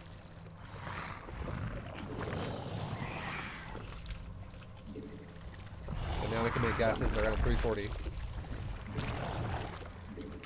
So you can see I'm already having a lot of drones right now. I've been greedy as shit, but there's nothing this Protoss can really do to abuse that at the moment. Like he's very limited with the tools he has that he's given himself, which is an expand into a Stargate to harass me.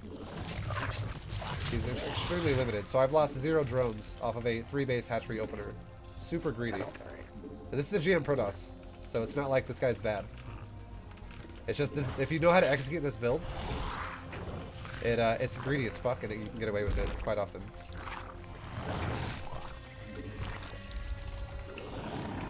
Alright, now we're gonna get ready to go into a hive, or a lair rather, and let's send a Ling out to go scout his 3rd bases. We want to know how early he's gonna expand.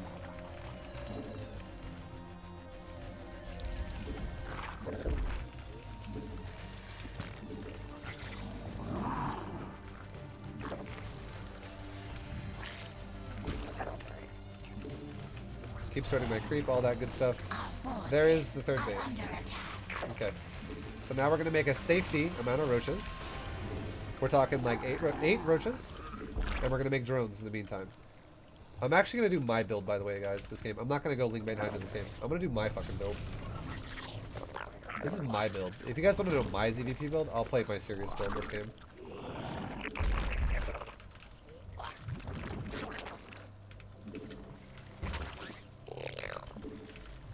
Okay, so we have enough roaches to be safe right now. We're totally fine if this guy decides he wants to attack me for whatever reason. With some adepts or whatever. We're gonna go into a hydrogen as soon as we can afford it, and we're also gonna take a 4th base. We're still spreading our creep as much as we can. Okay, he's attacking me with the depths. So let's chase half the shades with half of our roaches, and let's hit the actual adepts with the other half of our roaches.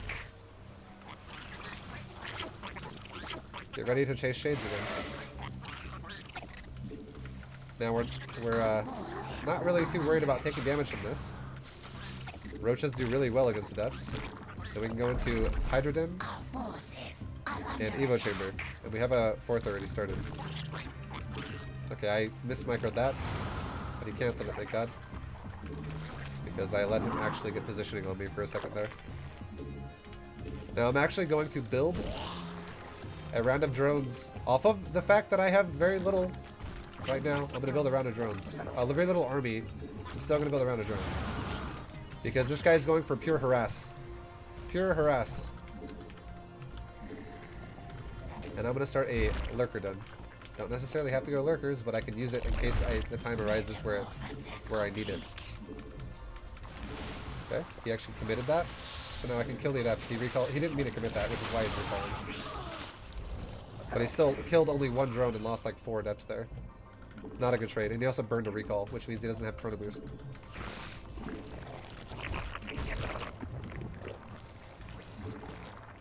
Now let's go ahead and add a spine in every base. This way, if this guy goes into DTs at this point, I have initial defense. And finally, let's go into an infestation pit right now. He scouted the fact that I have a lurker den. He might react to that in a way that goes, oh, I'm going to get lurker all in. Oh god, I need to go double robo. That might be how he reacts. He might not. But that is a possibility that he has to be aware of now. In drone count, we have 87 drones. I've been insanely greedy up to this point, but I've gotten away with it. Let's take another base.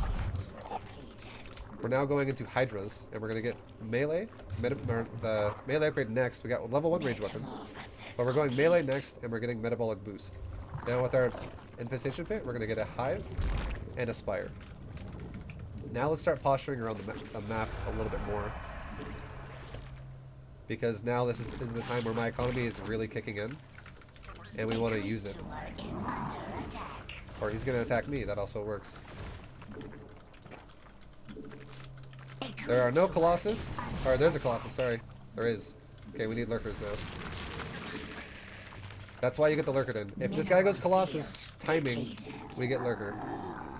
That way we don't just die to Colossus timing. Because Colossus timing is actually really scary. Otherwise.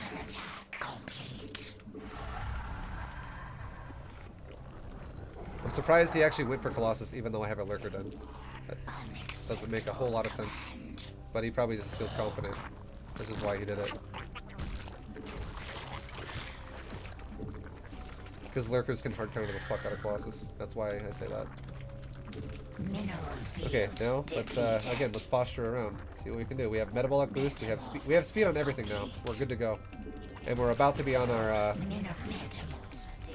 on Hive Tech, so now we can go into upgraded lurkers and a spire, greater spire.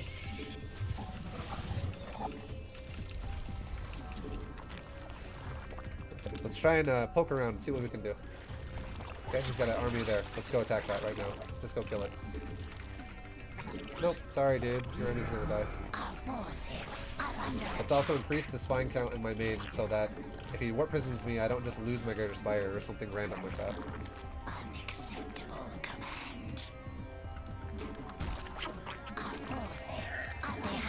Like this.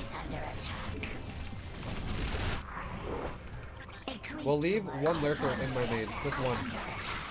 One lurker can go back to the main and chill. Mineral field depleted. And now let's send a round of lings around the edge of the map to go attack his base. Meanwhile, let's get ready to use our other army, our main army, to shove lurkers right in this guy's face right now.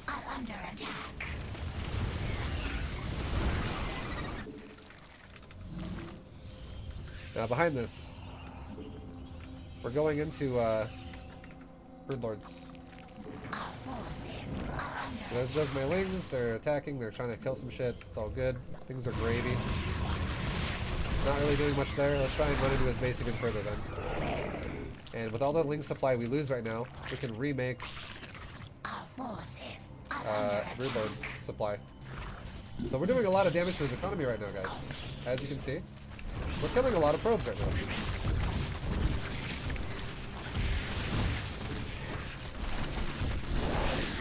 This is the mid-game random-ass window of lings being effective. We tested it, and it worked. It actually did something. Now, look at our money. It's getting a bit high, right? Let's oversaturate. We have 88 drones again. Let's go and do this. Mineral field depleted. We just made a bunch of spines and a spore. Let's grab one lurker.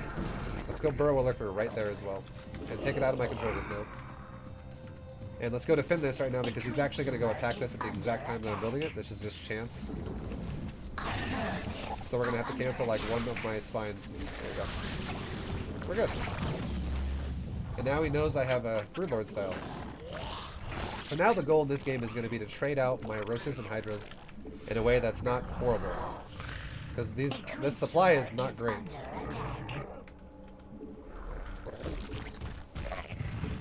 Let's also leave one lurker here. Our forces are under attack. Metamorphosis complete. Our forces are under Okay, so this guy's doing the same thing. He is also, right now, trading out his supply. That's why you see all these random-ass zealots and adepts running across the map. We're both doing the same thing. We're just trading. If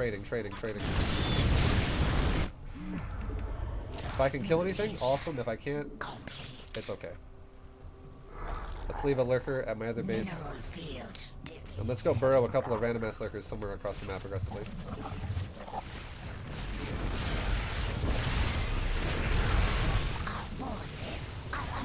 Lure him away right now. Lure him away from this base. Okay, he's got a mothership there, so can't do much about that. Just burrow over here, whatever. We'll do it later.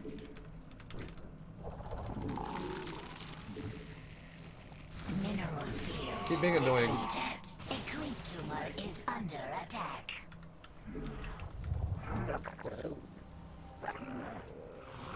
Our forces are under attack. A creature is under attack. Okay, now finally, what we're doing here Mineral field is we've gone into a Broodlord group, we've gone into a Corruptor group. We have amazing upgrades on both of these things. forces are under attack. We have good lurker coverage on my bases, the ones that are exposed. Oh, I had a couple more signs here. But now we're going into Ling Corruptor Broodlord for the moment. And now we're going to siege the shit out of his base with this army. He's also going into an air army heavily, so I'm not going to worry about using my lings to defend my Broodlords. But instead, my lings are going to defend my bases from random zealots as well if he goes to a base that's kind of thin like this one. This base is nowhere near as defended as my others. Like my other bases have a lurker at them. I'm actually going to rotate my lurker over here because he keeps hitting that fucking base. Now let's shove with a couple of Your lurkers over cam here. is shaky, ViBE. Oh, it's because my legs are shaking, sorry. We're gonna push. Thank you for the donation though, Sassy. Thank you, dude. Now we're gonna break his base over here. What do you got to defend this? Just a bunch of Tempest? We can back the fuck up. So he's going for a lot of Storm and a well-rounded, decent army. We'll cover my broods while they go back home with our Corruptor. But we'll add in a Spellcaster now because he's using Spellcasters as well.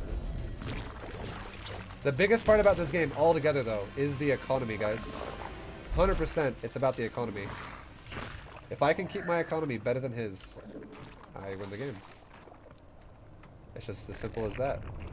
Let's start another base over here. Let's send some changelings out and let's find out. Does he have a base over here? This is a GM level game, by the way. So that's why I'm kind of getting a little bit more advanced here. My opponent is a GM. Now Now he's going for my lurker den, but I have a spine lurker killing him. Mineral field metamorphosis complete. We have level 3 carapace on the way Under attack. for my air. And now this guy, if you've just noticed, this guy's actually going to Void Raise now. Let's use some Lings to be annoying as hell over here, again. Focus fire some of them on the Nexus and let the other ones just kill a bunch of probes. Is under attack. And we can Are under attack. actually get ready to start making a few Viper. Mineral field depleted. Space looks like it might break, maybe. Hive cluster is under attack. Our forces are under attack. So it's not going to break. It's actually going to live barely. Mutation complete. Okay, and the base over here died again. So this Protoss player is running out of money, guys. He really is.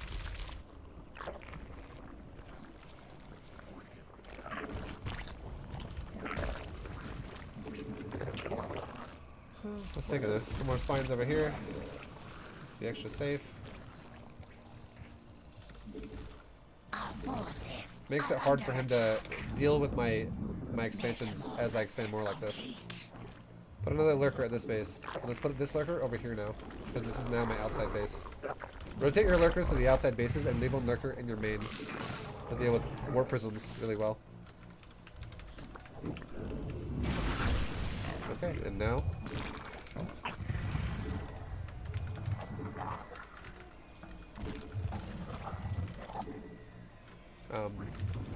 now let's get ready to go attack. Use our broodlings, or not broodlings, our changelings to go figure out where the hell he is. Let's kill that thing. If he leaves it there, I can just kill it. And he's running out of money, so he can't replace things like that forever. Forces are Okay, here we go. Here's his army. Here's the plan. We're gonna fucking yank. We're gonna yoink that mineral thing out of the sky. That fatty air unit. exhausted. But we're in no rush to do that. We're also gonna go launch another counterattack on his base because these lings are what's making him run out of money. A creep tumor Here we is go. under attack. Let's go yoink that shit right now. He's kind of splitting his air army up a little bit. Mutation. Okay, he's got some way to see me. It's okay. Get him, lings. Fuck him up. Let's make more lings right now as these die. So we're gonna resume this annoying shit on his base. Go to his natural. We're just being annoying as hell with our lings. We're waiting for him to really overstep and make a mistake. Also, in the meantime, we can do something like this. We can just add in a few spore crawlers. And look, there's some stealthy shit right there. He's kind of overstepped right now a little bit. We can keep bungling this shit and kill some of his units. Yoink the mothership. Boom! Look at that Templar. They're going a little far forward. It's harder to micro this, guys, but we're being patient. We're allowing him to make the mistake, not us. And look at my lings. They're just causing chaos in his base. The lings are what make him go fucking, oh god! Freak out! I need to fucking deal with this! Are under attack. Now, let's kill this immortal. A creep tumor is Look how clumped up his army is. When my revelation wears off, we're going to go for a beautiful fungal blinding, or not blind cloud. We'll go for a fungal parasitic bomb combo. Here it comes right now. Broodlords initiate. Fungal that fucking thing. Kill it. Okay, we're re-initiated with the parabomb. Right. The revelation. Look, everything's clumped. Go for that juicy ass fungal, guys. That's what the goal is here. Now let's recommit with some lings on the bottom of the map. Repeat this process of making him panic. Having to deal with my stuff in a bad way. And spread some creep in the meantime while we wait. Our forces are mineral field depleted. These lings are gonna now kill another Nexus. So now he's on a 2-base Protoss. Unless he has this base as well. There's another Nexus dead. Mineral field depleted. Let's make more lings again. These lings are what is breaking him. Our forces are Lings break him, he makes a mistake, he overcommits, he dies. Let's go ahead and make some spine spore here. a creep tumor is under Now he's attack. getting back in that phase where he's getting a bit antsy. Our forces are under attack. Let's go to the other side of the map. Break more bases that are potentially on the other side. Oh, look, he's moving forward with a lot of expensive shit. Depleted.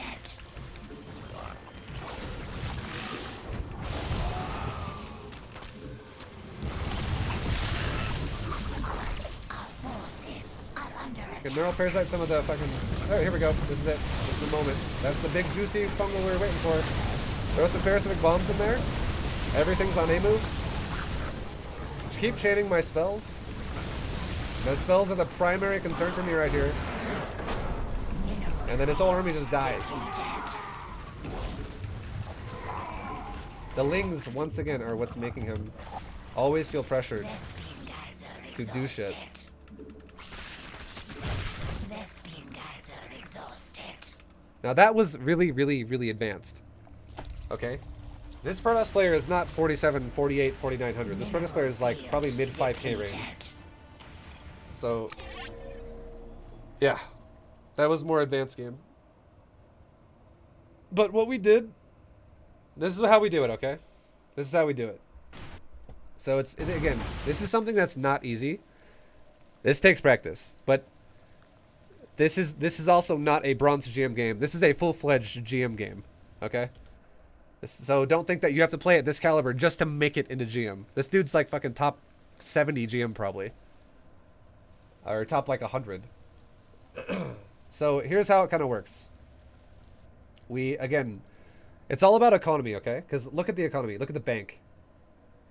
I have a big bank compared to Protoss because every time the Protoss has tried to initiate run-bys, we have Lurkers, Spines, and Spore at outer bases.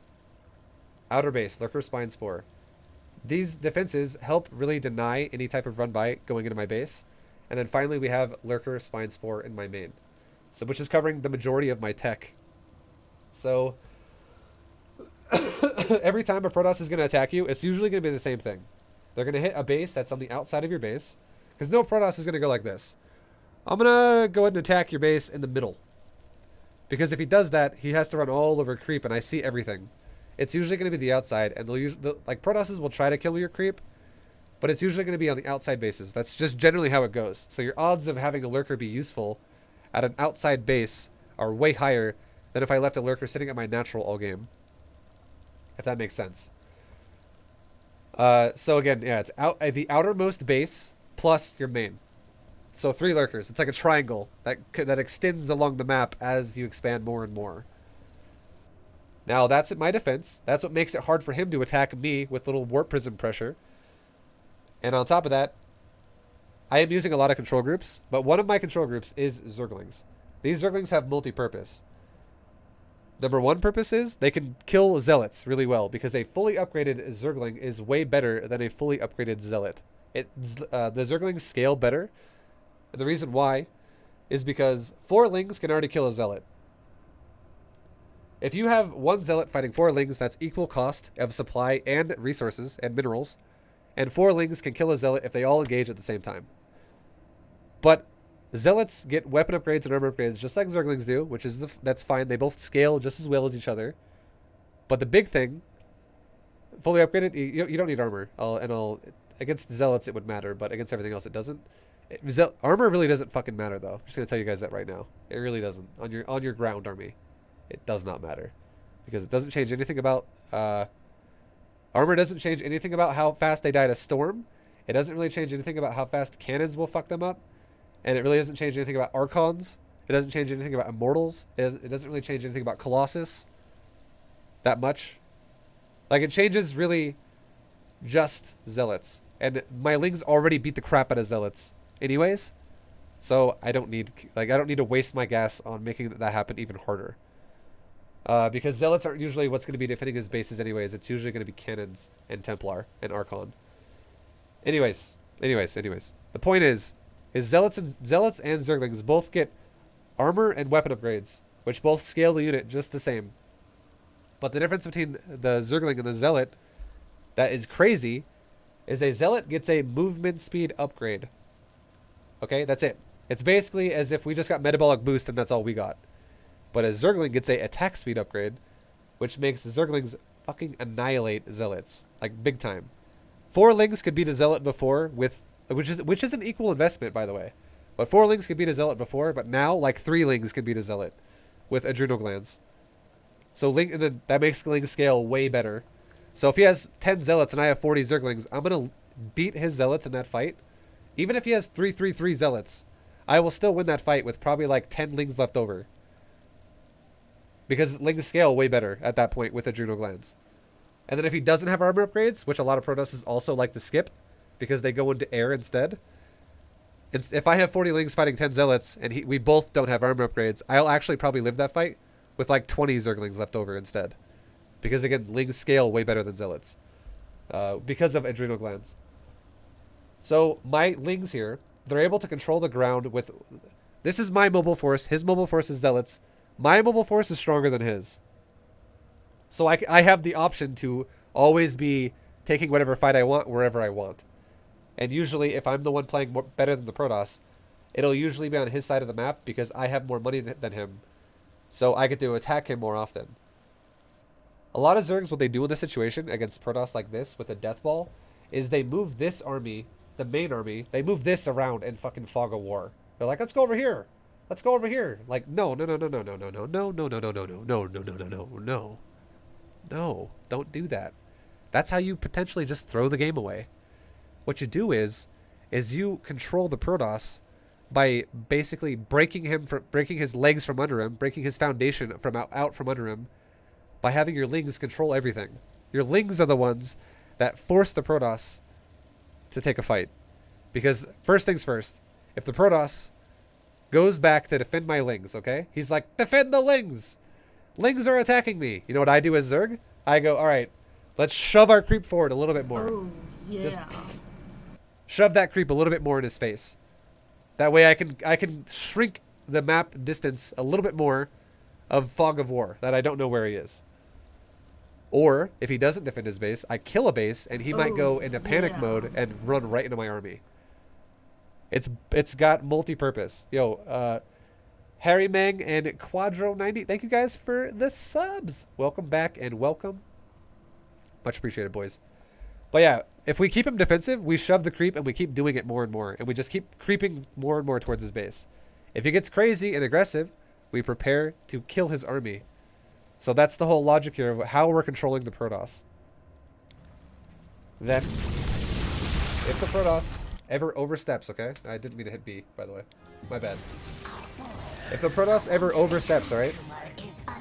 If he gets really deep in my enemy territory, in my Zerg territory, if we notice he's in a clump, so we're fungling, that's like opportune fung right there. We lost 1 infestor to kill 2 Templar. Cool beans. But you can see he's getting really, really, really deep in enemy territory. I can see him with my broodlings. This is my vision. Okay, my game vision. I see his entire army. I know where he is. Now, in doing this, he's getting really crazy. If I land a juicy ass fungal here, this could initiate a big fight. If I don't land a juicy fungal here, nothing has to happen. I can go right back to the ling phase and forcing him into a situation that's uncomfortable. Because right now, we're mining a lot more than him.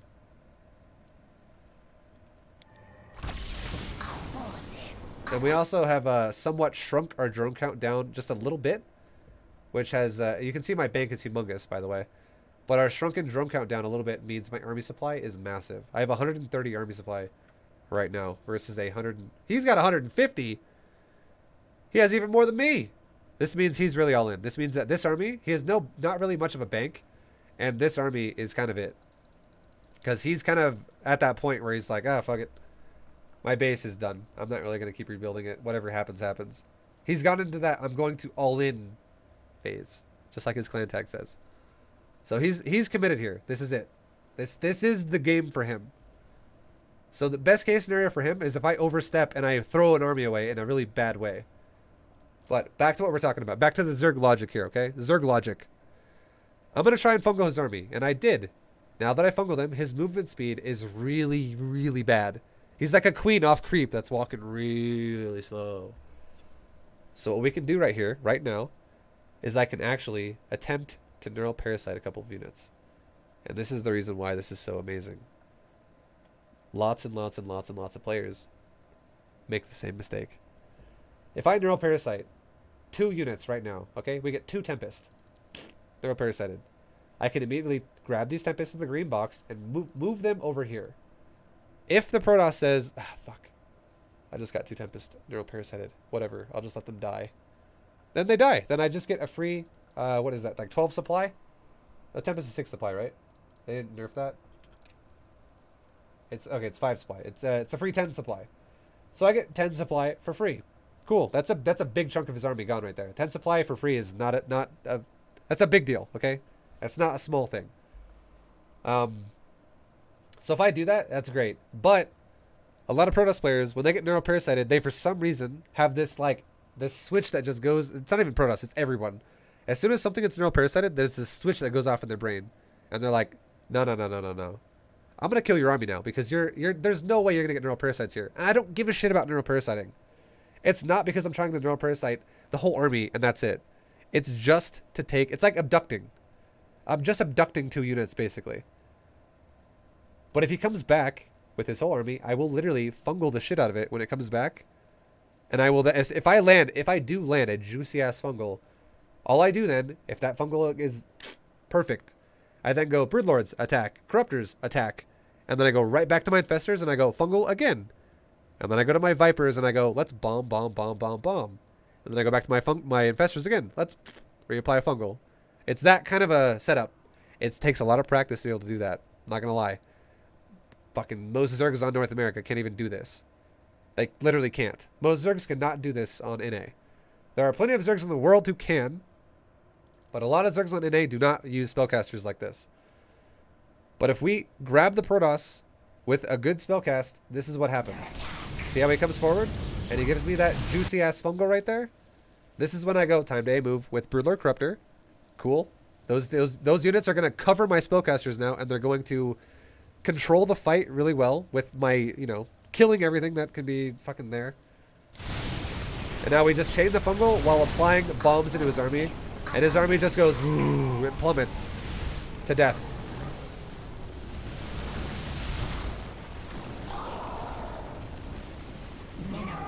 And then that's it. Now that the majority of the army is dead, he's only got a couple of Archons left, a couple of Tempests left, which my spellcasters don't need to deal with anymore. My Broodlord Corruptor that have been on A move this whole fight, ever since I got that juicy ass fungal, they'll finish off the rest. And then now, if I lose a little bit of supply, I can decide to remax into whatever I want. I can be like, I'll go Zerglings. No, I'll go more Corruptors. I'll make more Broodlords. I'll do whatever. I make more Infestors. I can do whatever I want. Whatever seems logical at that point in time. And if this guy would have stayed in the game, logically, what I would have done right now is I would have remaxed on Zergling, because I already crippled this guy's economy, so I'm not expecting to have to fight a second death ball. Instead, what I would want to do is cripple him even harder and win the game by getting a ton of speedlings with adrenal glands in there to just finish off more expansions and make him starve out and die, and eventually kill his base. That's what I would have gone for if the game had continued. So hopefully some of you out there are like, holy shit, that's enlightening. That was amazing. Good analysis. Hope you liked it. We actually got Masters 1 out of that too. Promo. Hell yeah. Good shit, guys.